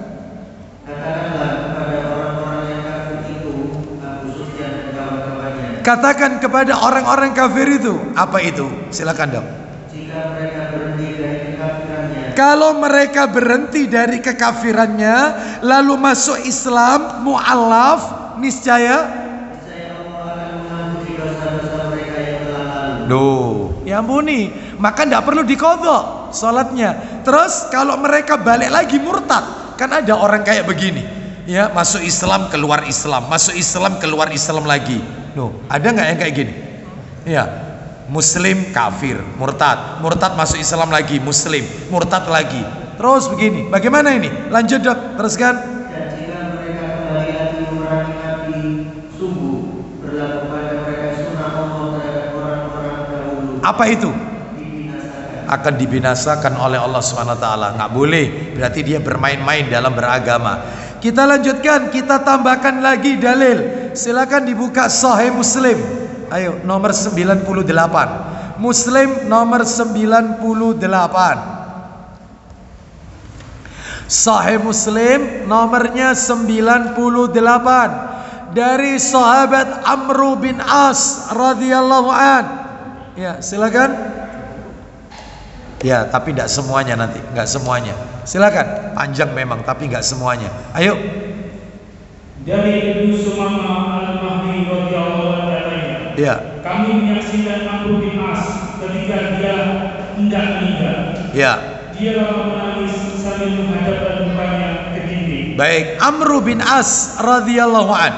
Ketika dia akan wafat, dia nangis. Menangisnya dihadapkan ke arah dinding, tembok. Terus lanjut. Karena itu anaknya berujar, Ya, anaknya namanya Abdullah bin Amr bin Al-As radhiyallahu anhuma, apa kata anak kepada bapaknya? Silakan. Wahai ayahku, bukankah Rasulullah SAW telah menyampaikan berita gembira bagi ayah? Ya, silakan. Begini dan begitu. Katanya anaknya, wahai Rasulullah, wahai ayahku, kenapa engkau menangis? Gak usah bersedih. Bukankah Nabi sudah menjanjikan engkau? Artinya janji di sini adalah janji nanti di akhirat kelak yang akan diberikan oleh Allah, yaitu surga. Karena sahabat Nabi ini, Amr bin As ini, kenapa engkau menangis? Gak usah sedih. Apa kata si bapak? Nah ini alasannya. Silakan. Lalu Amr bin As menengok kepada anaknya seraya berkata, apa kata sang bapak kepada anaknya? Silakan. sesungguhnya perbekalan kita yang paling utama ialah syahadat. Terus. Tidak ada Tuhan selain Allah. Terus. Dan Muhammad Rasulullah. Terus. Aku ini telah mengalami 3 zaman. Stop. Katanya Amr bin As radhiyallahu an, aku ini hidup di 3 zaman. 3 zaman. Lanjut, teruskan. Pertama, aku menyadari tidak ada orang yang paling benci kepada Rasulullah SAW melebihi benciku. Nah, zaman yang pertama yang aku pernah lewati adalah tidak ada orang yang paling benci kepada Rasul waktu itu kecuali aku yang paling benci kepada Rasul sallallahu alaihi wasallam. Katanya Amr bin As, andai kata aku waktu itu mati, maka tentunya neraka balasannya. Ternyata aku masuk zaman kedua, Islam datang, aku dapat hidayah. Nah, terus lanjut. Ketika itu tidak ada yang lebih menginginkan kecuali menangkapnya lalu membunuhnya. Tidak ada satupun yang aku inginkan pada zaman yang pertama itu kecuali bunuh Muhammad Rasul sallallahu alaihi wasallam. Ini zaman pertama yang beliau lewati. 3 generasi, 3 masa. Terus lanjut. Kalau aku meninggal ketika itu, aku masuk neraka. Aku pasti masuk neraka. Lanjut, masuk fase kedua. Lanjut. Kedua, tatkala Allah menanamkan Islam ke dalam dadaku. Nah, aku masuk Islam. Hidayah masuk dalam hatiku. Lanjut. Lalu aku datangi Nabi SAW. Ya. Lalu aku berujar, Ya, silakan. ulurkanlah tangan Anda. Jadi ini fase yang kedua ini, ketika masuk Islam, lihat pertanyaannya Amr bin As kepada Nabi. Wahai Rasulullah, aku mau masuk Islam, tapi ulurkan dulu tangan Anda. Katanya Rasul, memangnya kenapa? Ulurkan tanganmu, ya. Lalu dijabat oleh Amr bin As, berjanjilah kepadaku, kalau aku masuk Islam, tolong jamin aku masuk surga. Jamin aku masuk surga. Iya. Ini istimewa ini ya. Enak kalau ada Rasul ini, masya Allah ya. Tolong ya. Makanya ini, pegang tanganku ini, janji ketika aku masuk Islam, aku dijamin masuk surga. Lalu Nabi sallallahu alaihi wasallam bersabda, innal Islama yahdima ma qablahu. Silakan lanjut, teruskan. Aku hendak berjanji sendiri atau baiat dengan Anda. Beliau mengulurkan tangannya dan menjabat tanganku sambil berkata, silakan. apa maksudmu, hai Amr? Apa maksudmu? Jawabku, aku hendak masuk Islam dengan syarat. Nah, aku mau masuk Islam tapi ada syaratnya. Apa itu? Tanya beliau, apa syarat yang kau minta? Ya. Jawabku, supaya segala dosaku diampuni. Terus. Kata beliau, apakah engkau belum tahu bahwa Islam menghapus segala dosa yang sebelumnya? Nah, sudah sampai situ aja poinnya. Jadi kata Amr bin As, aku kepingin semua dosaku diampuni dan dijamin masuk surga. Katanya Rasulullah SAW, bahwasanya bukankah Islam itu menghapus semua dosa sebelumnya. Oleh karena itu Bapak Ibu sekalian, makanya mereka para mu'allaf ketika masuk Islam, seluruh dosanya diampuni oleh Allah Subhanahu wa taala. Semua dosanya seperti bayi yang baru dilahirkan. Ya, seperti itu. Dan ini sudah kami sampaikan pada materi-materi sebelumnya. Kita lanjutkan sekarang yang nomor 8. Yang nomor 8. Apa yang dibaca mu'allaf ketika sholat? Namanya mu'allaf, pasti nggak hafal Al-Fatihah. Ya. Sholat tidak sah padahal kalau tidak baca Al-Fatihah. Betul tidak? Sholat tidak sah kalau tidak membaca Al-Fatihah. Ya. Itu. Dan ini butuh pembahasan masalah ini ya. ketika sholat, kecuali kalau dia makmum, maka bacaan imam itu adalah juga bacaan makmum, kan seperti itu ya. Gak usah kita bahas ini ada materi tersendiri. Intinya sholat itu tidak sah kalau tidak membaca Al-Fatihah. Tetapi bagi mu'allaf, dia sulit menghafalkan Al-Fatihah, sulit ini ya, maka dia belum hafal ya. Lalu bagaimana apa yang dia baca? Maka jawabannya adalah dia diperbolehkan membaca ayat Al-Quran yang ia hafal selain Al-Fatihah. Selain Al-Fatihah. Ustadz, orang itu hafalnya Qul huwallahu ahad, nggak apa-apa, baca Qul huwallahu ahad. Qul huwallahu ahad, Allahus samad, lam yalid walam yulad walam yakul lahu kufuwan ahad. Allahu akbar. Nggak pakai Al-Fatihah, sah. Mu'allaf lu ya, mu'allaf. Pak, Bu, mu'allaf. Ini yang belum hafal Al-Fatihah. Kalau sudah hafal Al-Fatihah, maka wajib baca surat Al-Fatihah. Atau kalau tidak mampu, ada penggantinya, zikir, yaitu cukup dia mengucapkan Subhanallah walhamdulillah wala ilaha illallah wallahu akbar wala haula wala quwwata illa billah. Boleh. Hanya itu. Terus rukuk juga gitu, boleh ya. Ketika sedekap nggak bisa Al-Fatihah karena terlalu panjang yang dihafal, Subhanallah walhamdulillah wala ilaha illallah wallahu akbar, hanya itu saja tok, boleh. Apalagi ditambah, yaitu wala haula wala quwata illa billah. Mana dalilnya? Silakan dibuka Sahih Targhib wa Tarhib, nomornya 1561. Ayo baca 1561. 1561.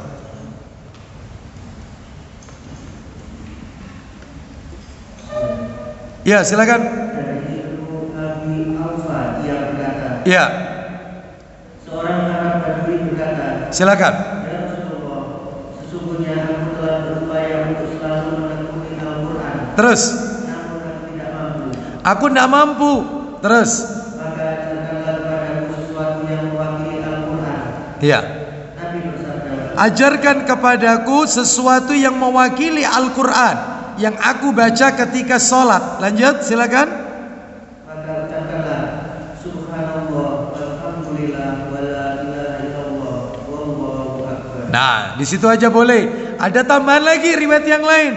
Wala haula wala quwwata illa billahil aliyil azim. Ada tambahan riwayat itu. Baik, coba dibuka Abu Dawud jilid 1.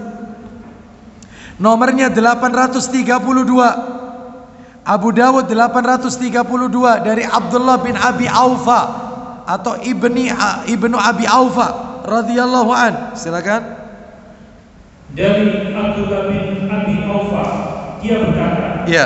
datang seorang laki-laki pada Nabi SAW, lalu dia berkata, Iya. saya tidak mampu membaca Al-Quran sedikit pun. Terus, Karena itu ajarkanlah kepada saya sesuatu yang memadai untukku sebagai gantinya. lanjutkan.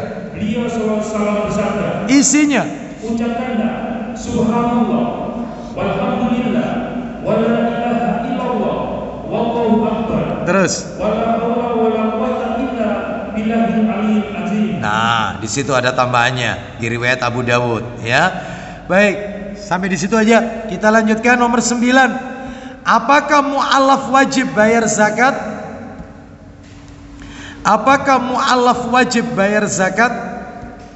Maka jawabannya adalah mu'allaf wajib membayar zakat, mengeluarkan zakat mal. Ya, setelah dijelaskan macam-macam harta yang wajib dizakati.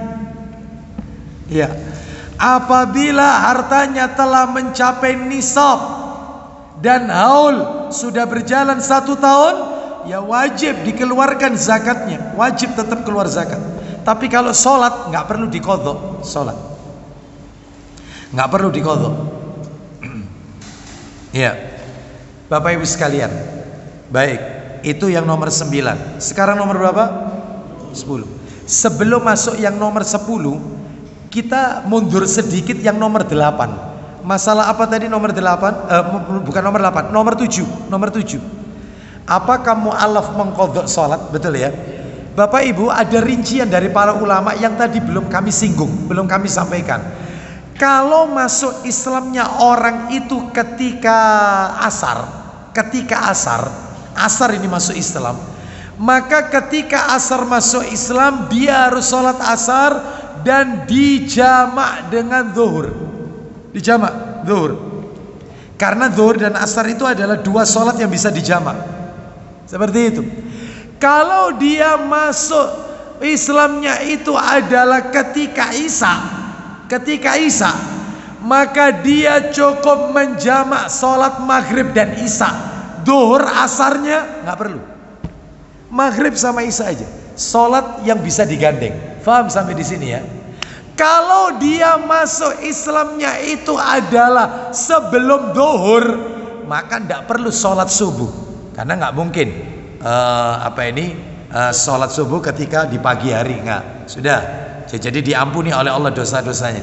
Jadi dilihat masuk Islamnya kapan. Masuk Islamnya asar, maka silakan dijamak. Ya, namanya jamaknya jamak takhir. Zuhurnya ditaruh di akhir. Caranya Ustadz bagaimana? Zuhur dulu baru asar, sesuai urutannya sholat, tapi dilakukan di waktu asar. Contoh lagi, masuk Islamnya ketika Isya, maka dijamaknya jamak takhir, maghribnya ditaruh Isya. Caranya maghrib dulu baru Isya. Jadi sesuai urutan. Jadi jangan Isya dulu baru maghrib, bukan. Oro dulu. Ya. Lah kalau misalnya sholatnya di masjid, Ustadz, dia belum sholat maghrib, sedangkan imamnya sholat Isya, katanya maghrib dulu baru Isya. Maka caranya gimana? Caranya ada dua modelnya. Ini berlaku bagi bapak ibu semua ini. Masuk masjid karena kena macet di jalan, belum sholat maghrib.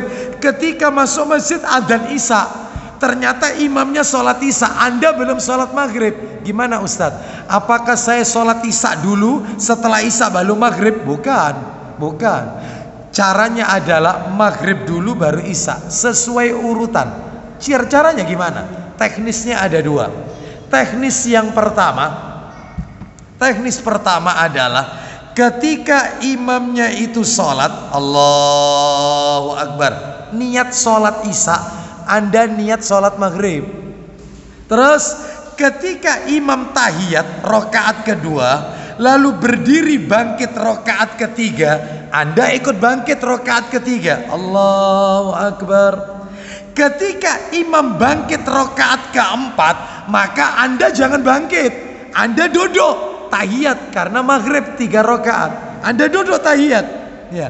Anda tuntaskan sampai innaka hamidum majid. Langsung salam boleh. Assalamualaikum warahmatullah. Assalamualaikum warahmatullah. Langsung segera berdiri ngikuti rokaat terakhirnya imam. Dapat lagi berjamaah sholat Isya. Faham maksudnya? Nah, ketika imam salam, Anda jangan ikut salam. Anda sudah dapat 1 rokaat, Anda tinggal nambah 3 rokaat berikutnya. Karena Isya. Faham sampai di sini? Itu cara pertama. Cara yang kedua adalah mirip seperti tadi.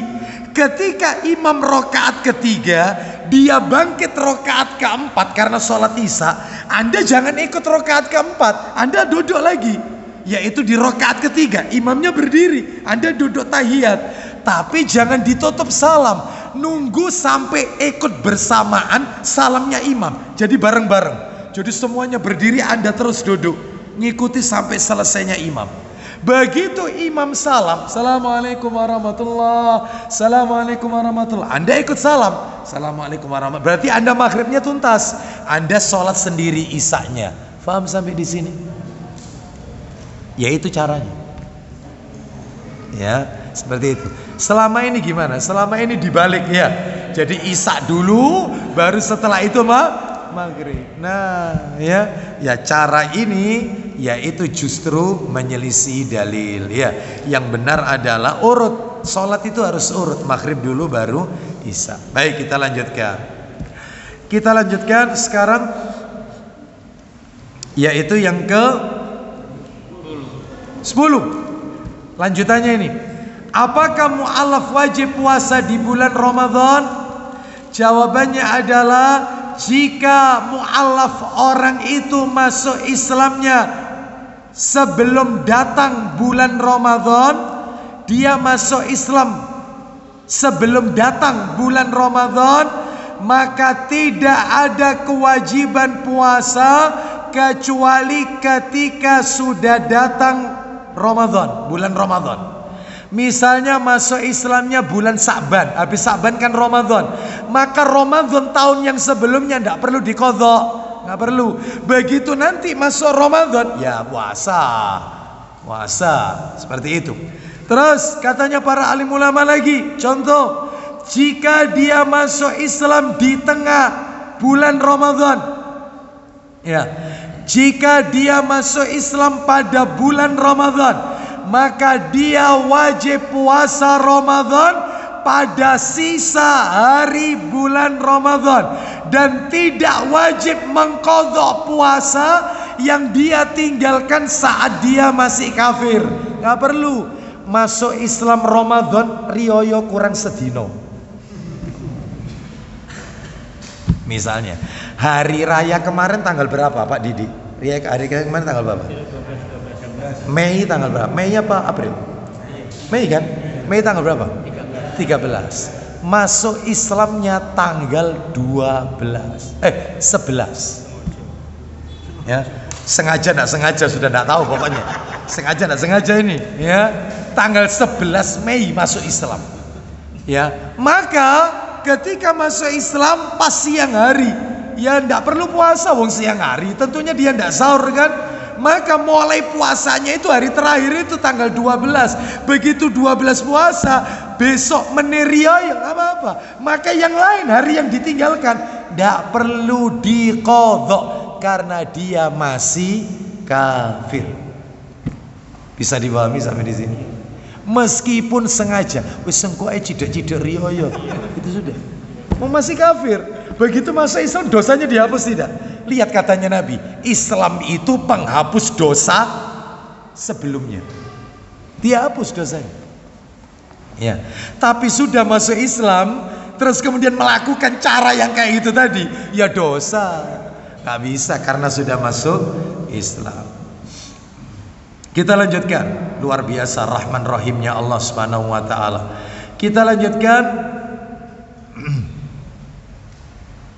yang ke 11. Apakah mu'alaf wajib menunaikan haji? Maka jawabannya adalah haji diwajibkan bagi yang mampu saja. Yang tidak mampu maka tidak diwajibkan menunaikan haji. Mana dalilnya? Dalilnya Quran surat Ali Imran ayatnya 97. Ayo dibuka Ali Imran 97. Ya, langsung poinnya saja. Walillahi 'alan nasi hijjul baiti man istata'a ilaihi sabila. Dan kewajiban manusia, dan di antara kewajiban manusia kepada Allah. Mulai dari situ dok, silakan, ayo. Dan di antara kewajiban manusia terhadap Allah adalah melaksanakan ibadah haji kepada Allah. Nah, bagi orang-orang yang mampu. Nah, bagi orang-orang yang mampu mengadakan perjalanan ke sana. Nah, seperti itu. Jika mereka mu'alaf mampu, ya harus diajarkan dulu tentang syarat-syaratnya, rukun-rukunnya haji, manasik haji harus diajarkan dulu sampai dia betul-betul siap baru menunaikan haji. 12. Apakah mu'alaf wajib berkurban saat Idul Adha? Ketika Idul Adha, apakah dia harus kurban? Maka jawabannya adalah jika mu'alaf itu mampu, maka dia wajib kurban. Kalau tidak mampu, maka tidak ada kewajiban kurban. Ya, Bapak Ibu mungkin bertanya, Ustadz ukuran mampu itu relatif, tiap orang beda-beda. Yang dimaksud dengan mampu kurban itu apa? Ya mampu pada saat Idul Adha, dia mampu membeli seekor kambing dengan niat untuk satu keluarga. Gak apa-apa. Satu keluarga itu satu ekor kambing Bapak Ibu, gak apa-apa. Niatnya boleh urunan, tapi kepemilikan tetap satu orang. Saya ulang ya, saya ulang. Ini yang kadang-kadang nggak dipahami ini.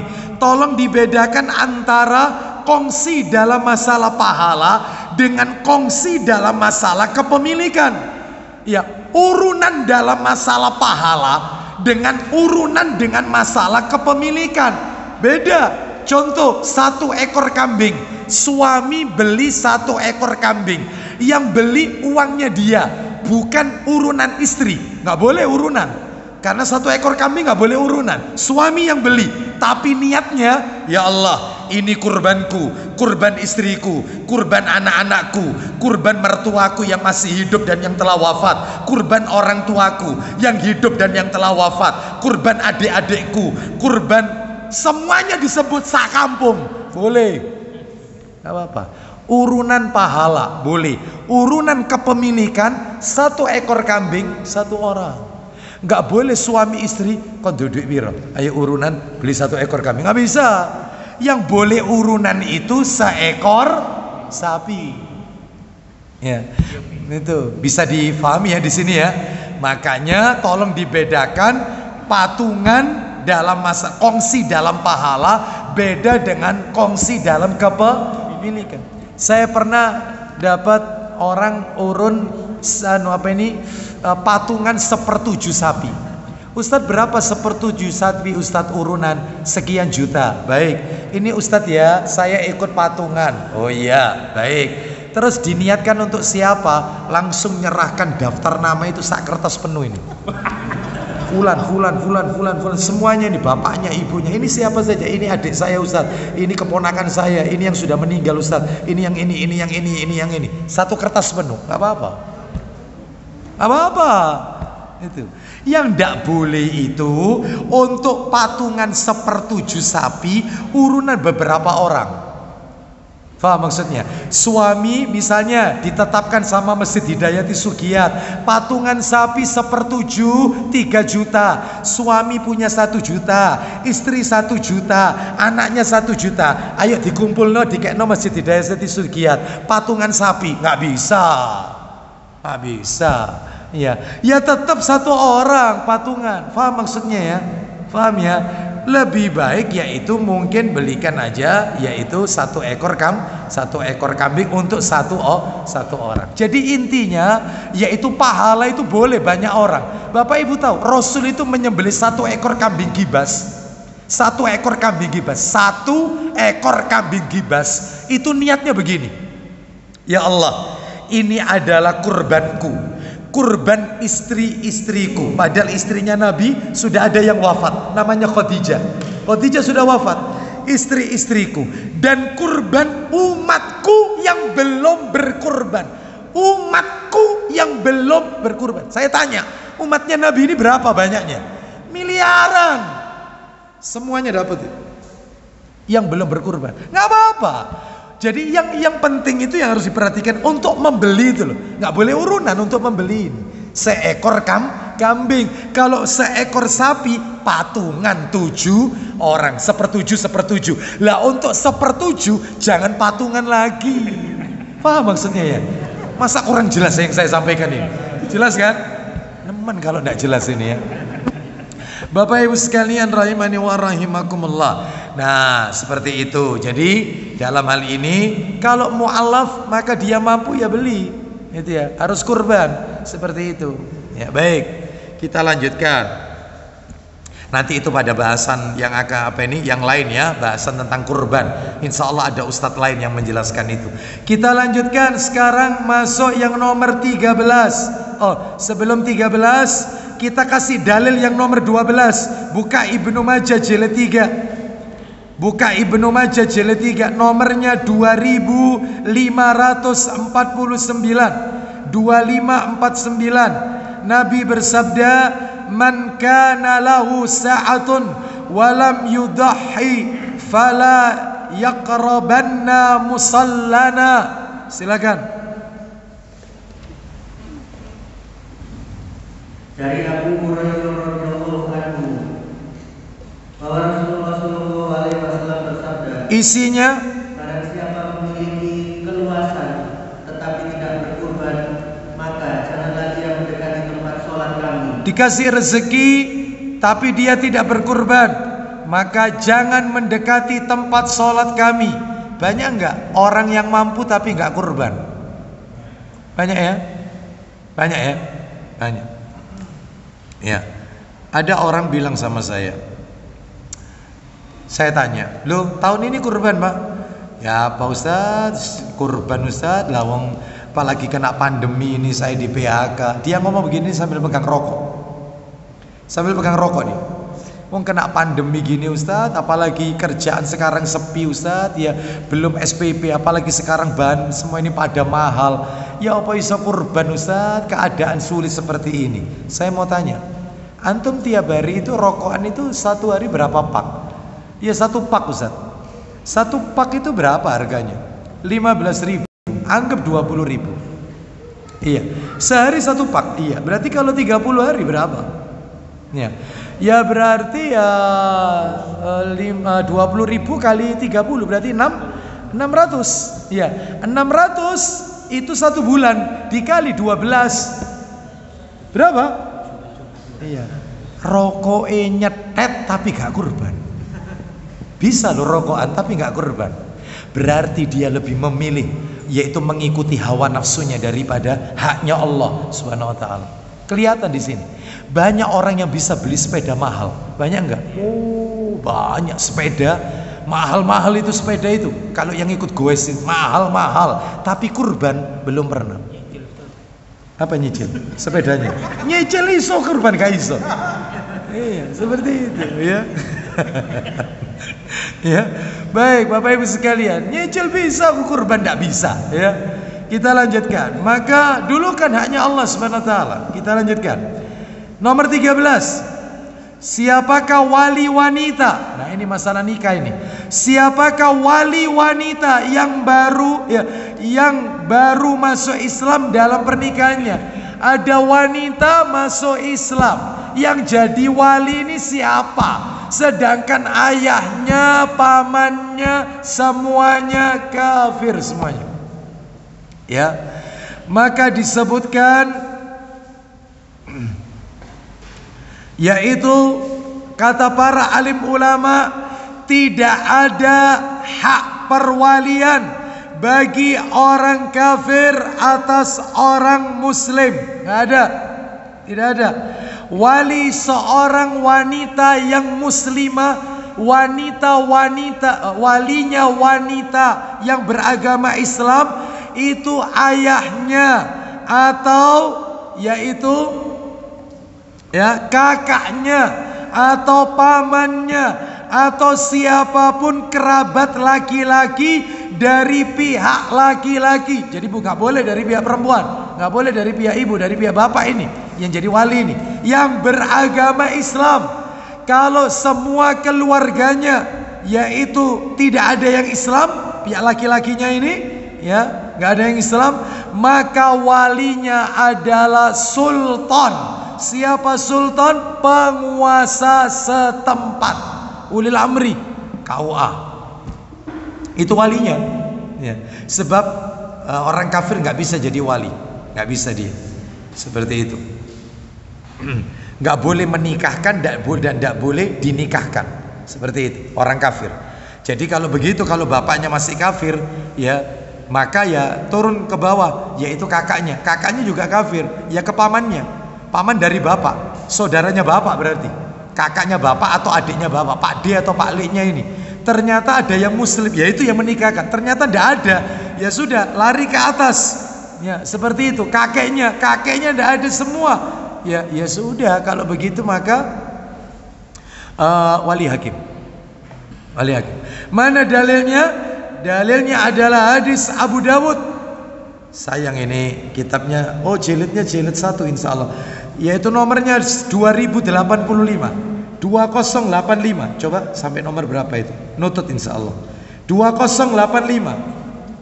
Ada kok. Iya, 2085. 2085. Rasulullah SAW bersabda, fa in tasyajaru, silakan, fas-sultanu waliyun man la waliya lahu. Silakan. 2085 Abu Dawud. Dari Abu Musa al-Ash'ari ia berkata, Ya, silakan. sesungguhnya Rasulullah SAW bersabda, Isinya, tidak ada nikah kecuali dengan adanya wali. la nikaha illa biwali. Tidak ada nikah kecuali dengan wali. Itu nikah masih gadis maupun janda, maka tetap harus pakai wali. Janda nggak boleh nikah sakarepe dewek gitu, nggak boleh. Ya, lo katanya janda itu punya hak, Ustadz. Jangan salah. Yang dimaksud dia punya hak itu adalah hak memilih, bukan hak untuk menikah sendiri. Bukan. Maksudnya hak memilih misalnya, yaitu dia boleh memilih. Aku nggak suka sama ini, ya, aku sukanya sama Abu Aslam misalnya. Amin ya. Itu ya. Masa harus diajari amin ya. Bapak Ibu sekalian boleh memilih. Ya, aku nggak suka yang ini, aku maunya ini. Kalau gadis, yaitu ditunggu, yaitu diamnya. Kalau dia diam, berarti itu tanda maunya, karena dia malu-malu. Kalau janda dia bisa menolak. Kamu mau tak ini ada yang ngelamar? Enggak, aku nggak mau. Ya, seperti itu. Itu dia punya hak. Tapi begitu ijab kabul, ya tetap wali. Siapa walinya? Wali bapaknya. Seperti itu. Wali bapaknya. Kalau bapaknya tidak ada, Ustadz ada janda, bapaknya tidak setuju. Bapaknya tidak setuju. Akhirnya pamannya punya inisiatif. Wes, kamu daripada rontang-rontong ke sana ke sini goncengan, ya, tidak disetujui sama bapakmu itu ya dosa. Wes, aku kan ya pamanmu. Wes meneng-menengan tak nikahno ya kon. Tak nikahkan kamu. Tapi bapaknya nggak tahu, bapaknya tidak ridho, tidak setuju. Zina seumur hidup. Zina.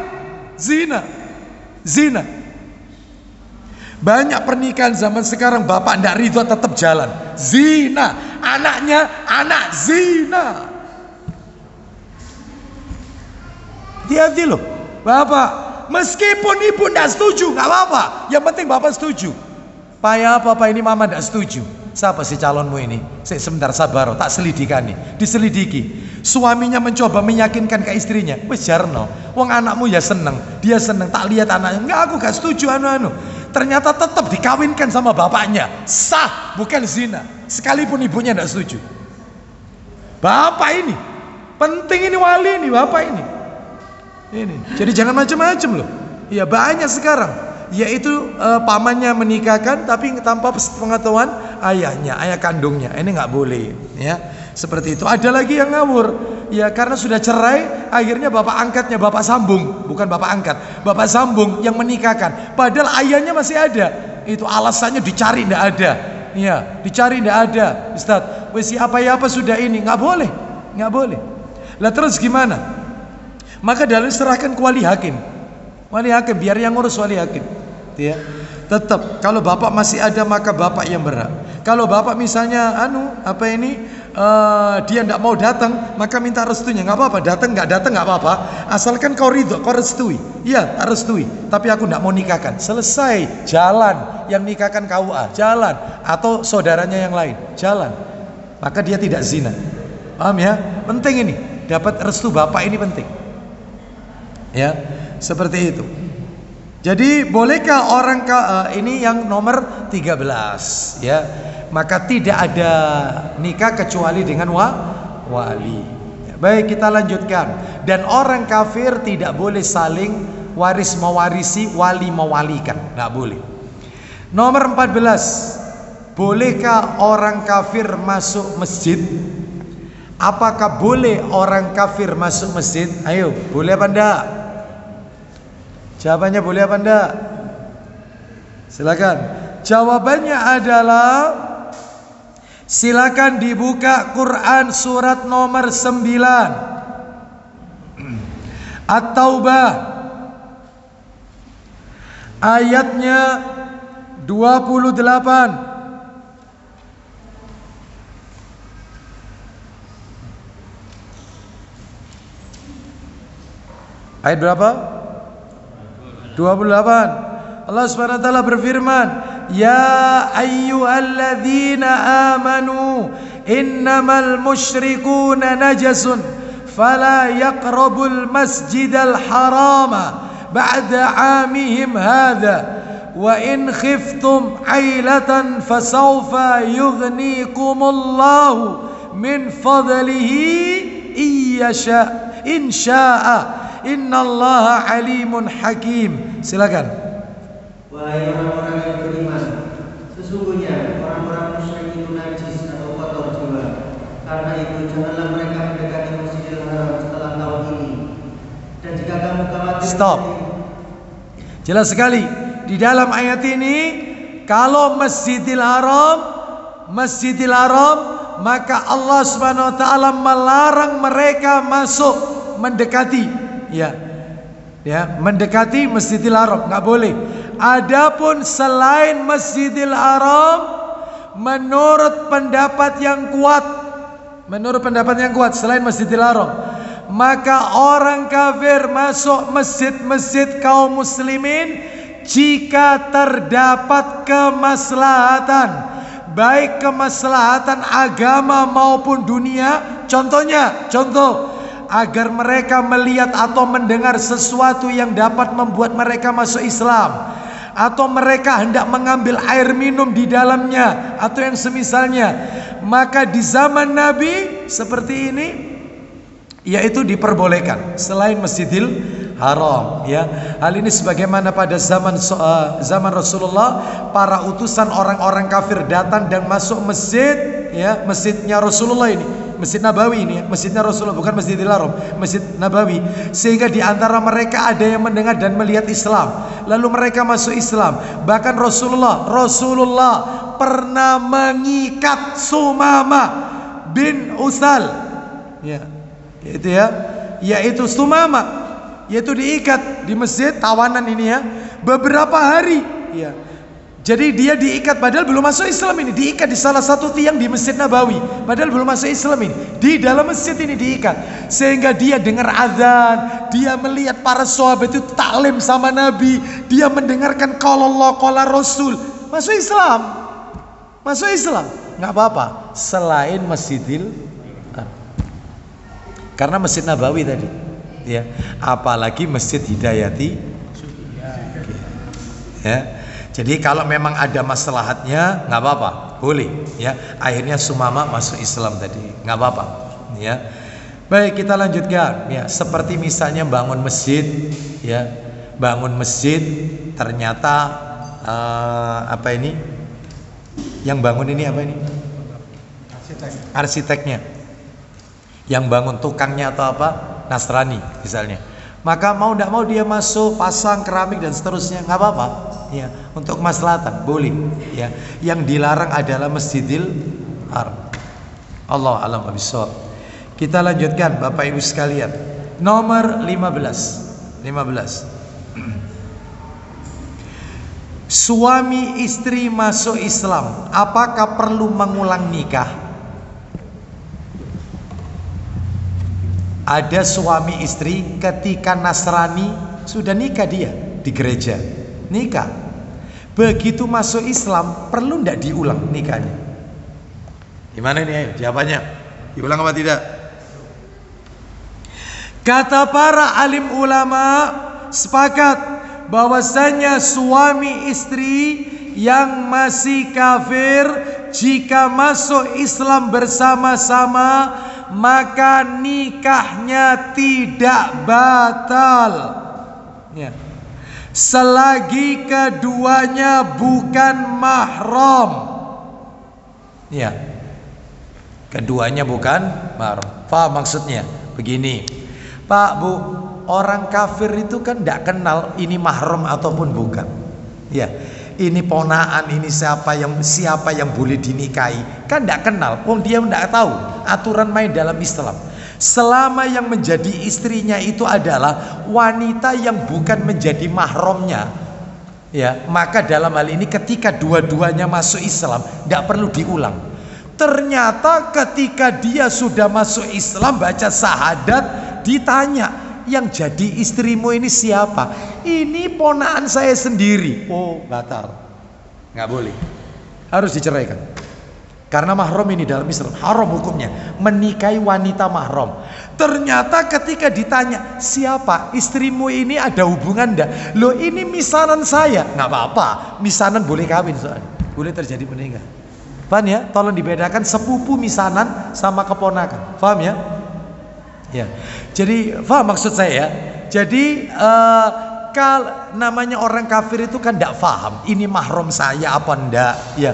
Orang kafir itu kan wanita yang bukan mahram itu salaman tangan cek seenaknya kan gitu kan, karena nggak ngerti lah. Kita kan paham ini mahram saya, nggak boleh ini mahram saya boleh dipegang, boleh salaman, boleh duduk berdua, jilbabnya boleh dibuka. Ini bukan mahram, nggak boleh lihat rambutnya, nggak boleh dipegang.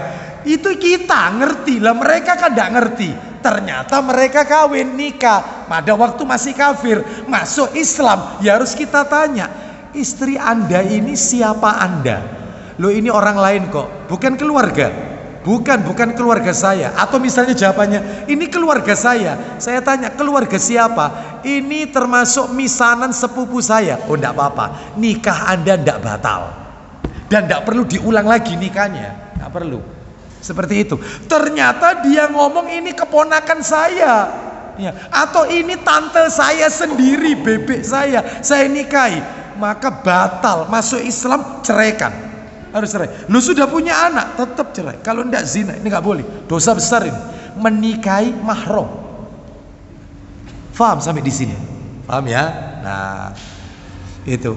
Jadi dalam hal ini Bapak Ibu kalau kepingin tahu siapa saja wanita-wanita yang tidak boleh Bapak Ibu nikahi ya, yang bapak-bapak tidak boleh nikahi wanitanya siapa saja, yang ibu-ibu tidak boleh dinikahi laki-lakinya siapa, itu ada di surat An-Nisa ayatnya ayat yang ke-23 ya, nanti dibaca sendiri.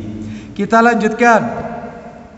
Jadi intinya suami istri kalau masuk Islam, ayo tolong dijawab. Suami istri kalau masuk Islam nikahnya perlu diulang apa tidak? Tidak perlu. Tuh ya. Nikahnya yang pertama batal apa tidak? Tidak batal. Kecuali kalau yang dia nikahi tadi adalah wanita yang masuk kategori mahramnya. Baik. Sekarang kita lanjutkan 16. Suami masuk Islam sedangkan istrinya masih kafirah. Suaminya masuk Islam, asyhadu an la ilaha illallah, asyhadu anna Muhammad Rasulullah. Istrinya belum masuk Islam. Status pernikahannya gimana ini? Jadi yang masih kafir laki-lakinya apa perempuannya? Perempuannya. Yang Islam yang laki-laki, suaminya masuk Islam. Maka para alim ulama memberikan perincian. Ada dua perincian. Satu, jika wanita tersebut, wanita tadi masuk dari kalangan ahlul kitab, Yahudi ataupun Nasrani, artinya yang punya kitab dari langit, bukan Hindu Buddha.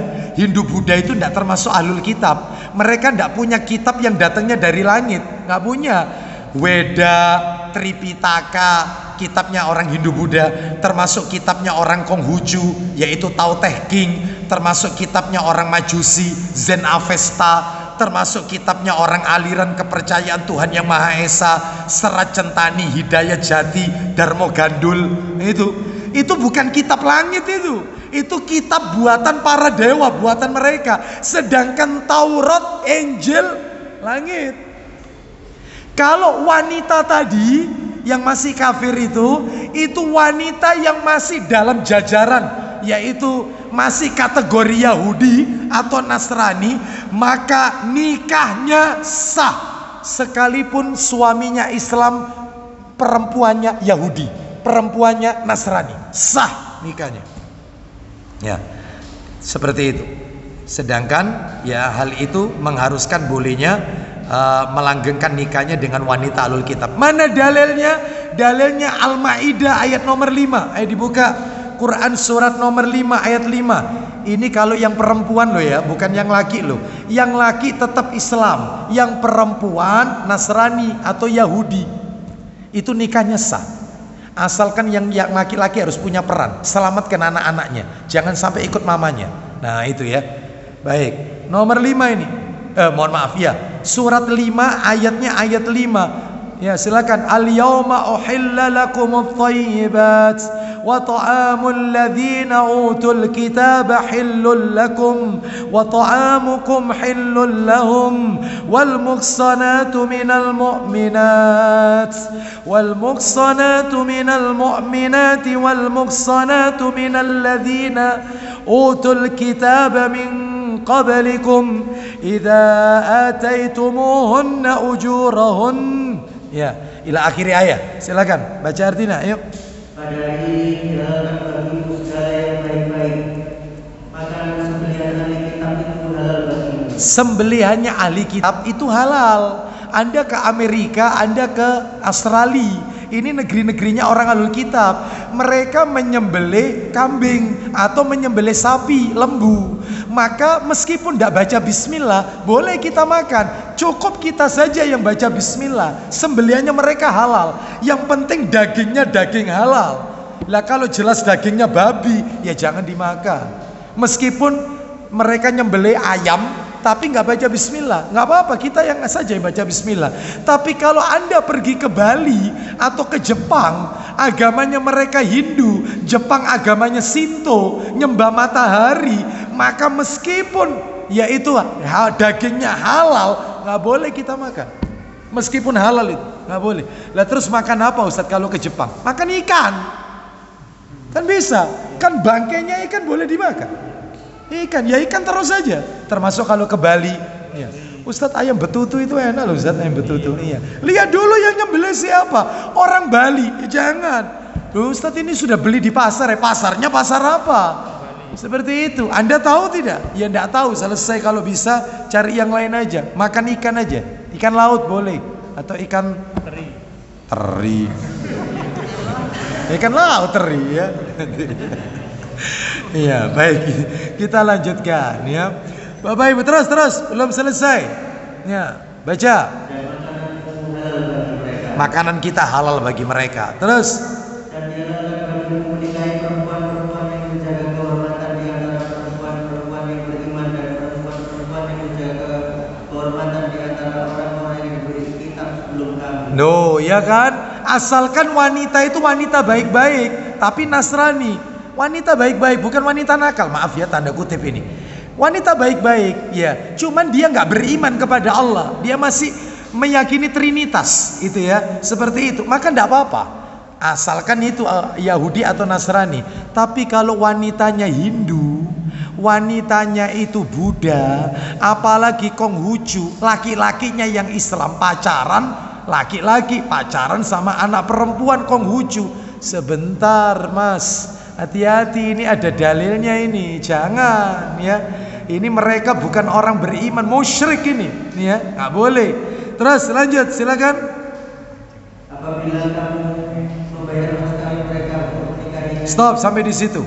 Kita lanjutkan yang nomor 2 dari nomor 16 ini.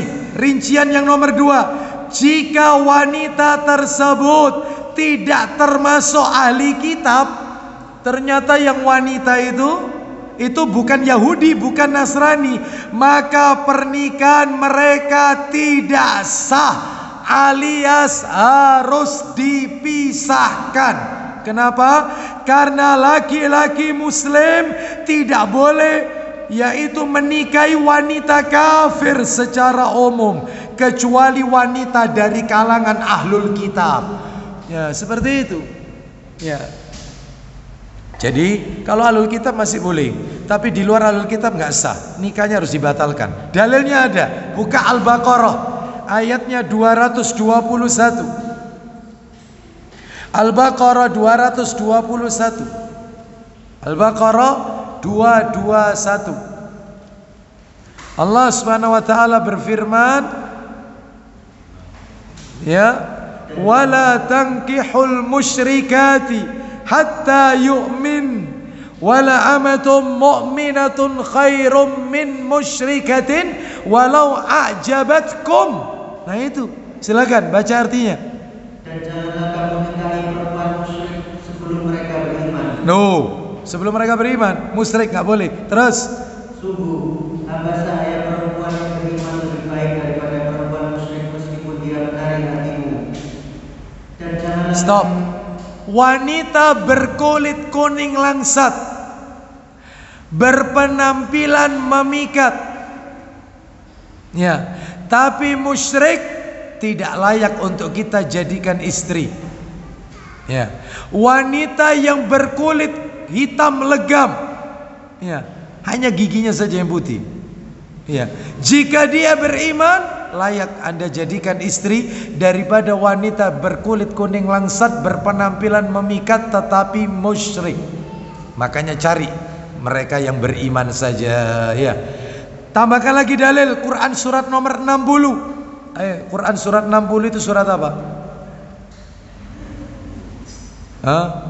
Al-Mumtahana ayat 10. Ya ayyuhalladzina amanu idza ja'akumul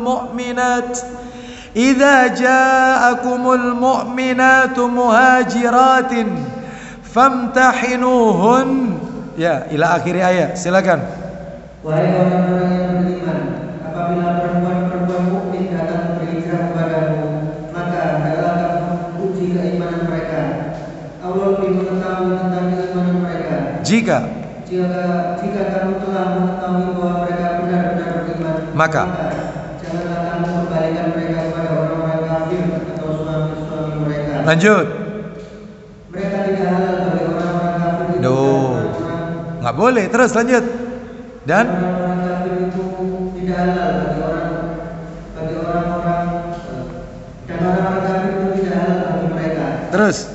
Dan berikanlah kepada suami mereka mahar yang telah mereka berikan. Dan tidak ada dosa bagimu menikahi mereka apabila kamu bayarkan kepada mereka maharnya. Dan janganlah kamu tetap berpegang pada tali pernikahan dengan perempuan-perempuan kafir. Terus. Dan hendaklah kamu minta kembali mahar yang telah kamu berikan. Terus. Dan jika suaminya tetap kafir, biarkanlah mereka meminta kembali mahar yang telah mereka bayarkan kepada mantan istrinya yang telah beriman. Nah, begitu seterusnya. Jadi tidak halal, nggak boleh. Yang boleh itu adalah ahlul kitab, tapi tentunya cari yang beriman saja, sesama muslim, ya muslimah, yang taat beribadah, yang akhlaknya baik, gitu ya. Baik, penting, agama ini penting, sebab ini nanti kedepannya anak-anaknya soalnya. 17. Jika istri yang masuk Islam dulu, baru kemudian suaminya nyusul, gimana ini? Bagaimana status pernikahannya? Istri masuk Islam dulu, setelah itu baru kemudian suaminya menyusul. Itu status pernikahannya bagaimana ini? Saya akan bacakan hadis Bapak Ibu. Sayang kitabnya tidak ada di sini. Saya bacakan saja. Dalam riwayat Bukhari nomor asli. Sahih Bukhari ada Pak Didi? Nggak ada. Sahih Bukhari nomornya 5286. 5286. Begini Bapak Ibu. Saya bacakan ya. Langsung artinya saja. 5286 dari Ibnu Abbas radhiyallahu anhuma, dia berkata, dahulu jika seorang wanita masuk Islam meninggalkan keluarganya yang kafir, maka tidak boleh dipinang sehingga dia mengalami 1 kali haid dan suci. Saya ulang ya.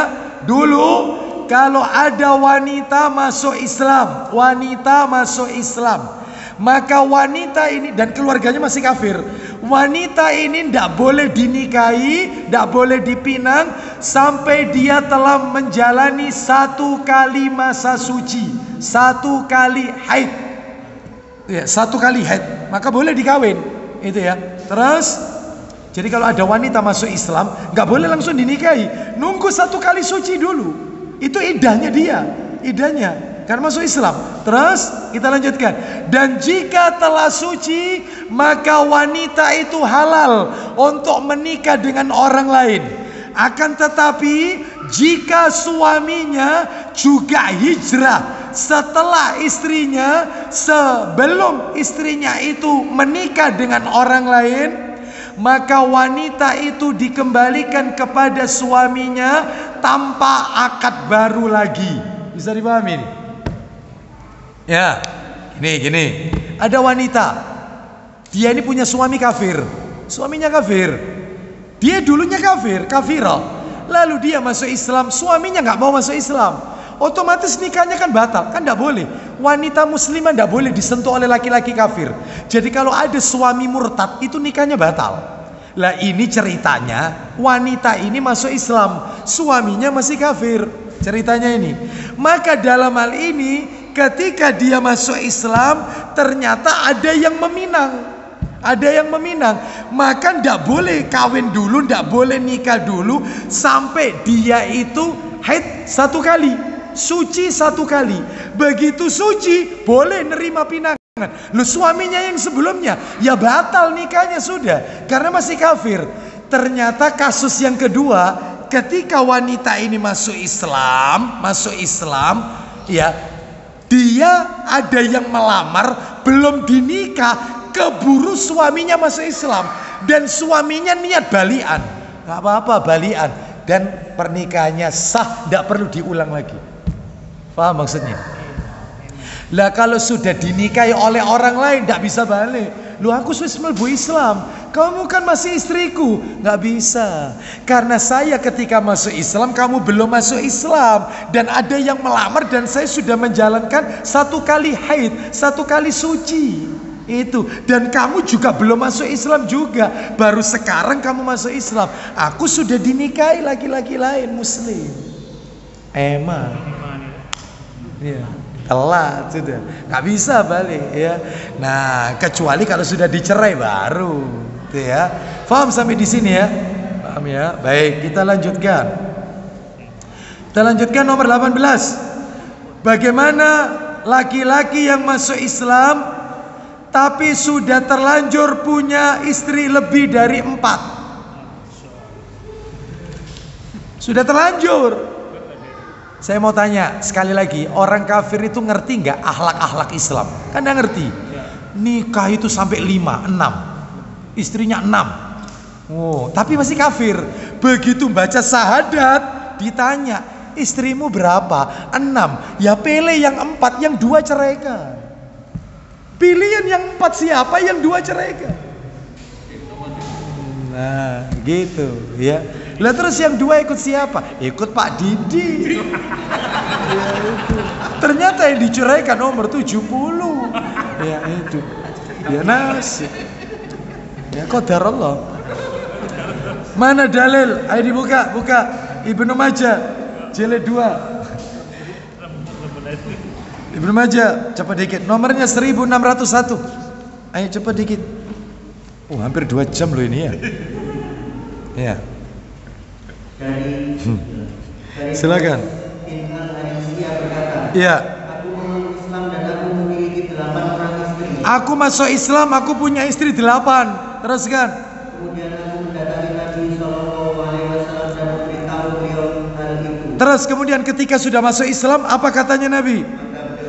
Ikhtar arba'an, silakan. Pilihlah 4 orang dari mereka. Pilih 4 orang, yang 4 ceraikan karena masuk Islam tidak boleh punya istri lebih dari 4. Nah, itu ya. Baik, terus lanjut. Berikutnya, hadis berikutnya. Dari riwayat Ibnu Umar. Nomor berapa itu? 1602. Silakan. Dari riwayat Ibnu Umar dia berkata, Iya. Wailat bin Salam masuk Islam. Terus. Dia memiliki 10 orang istri. Dia punya 10 orang istri ketika masuk Islam. Lanjut. Maka Nabi Shallallahu Alaihi Wasallam berkata kepadanya, Apa kata Nabi kepada dia? ambillah 4 orang dari mereka. Ya, pilih 4 orang, yang 6 ceraikan. Itu suruh milih.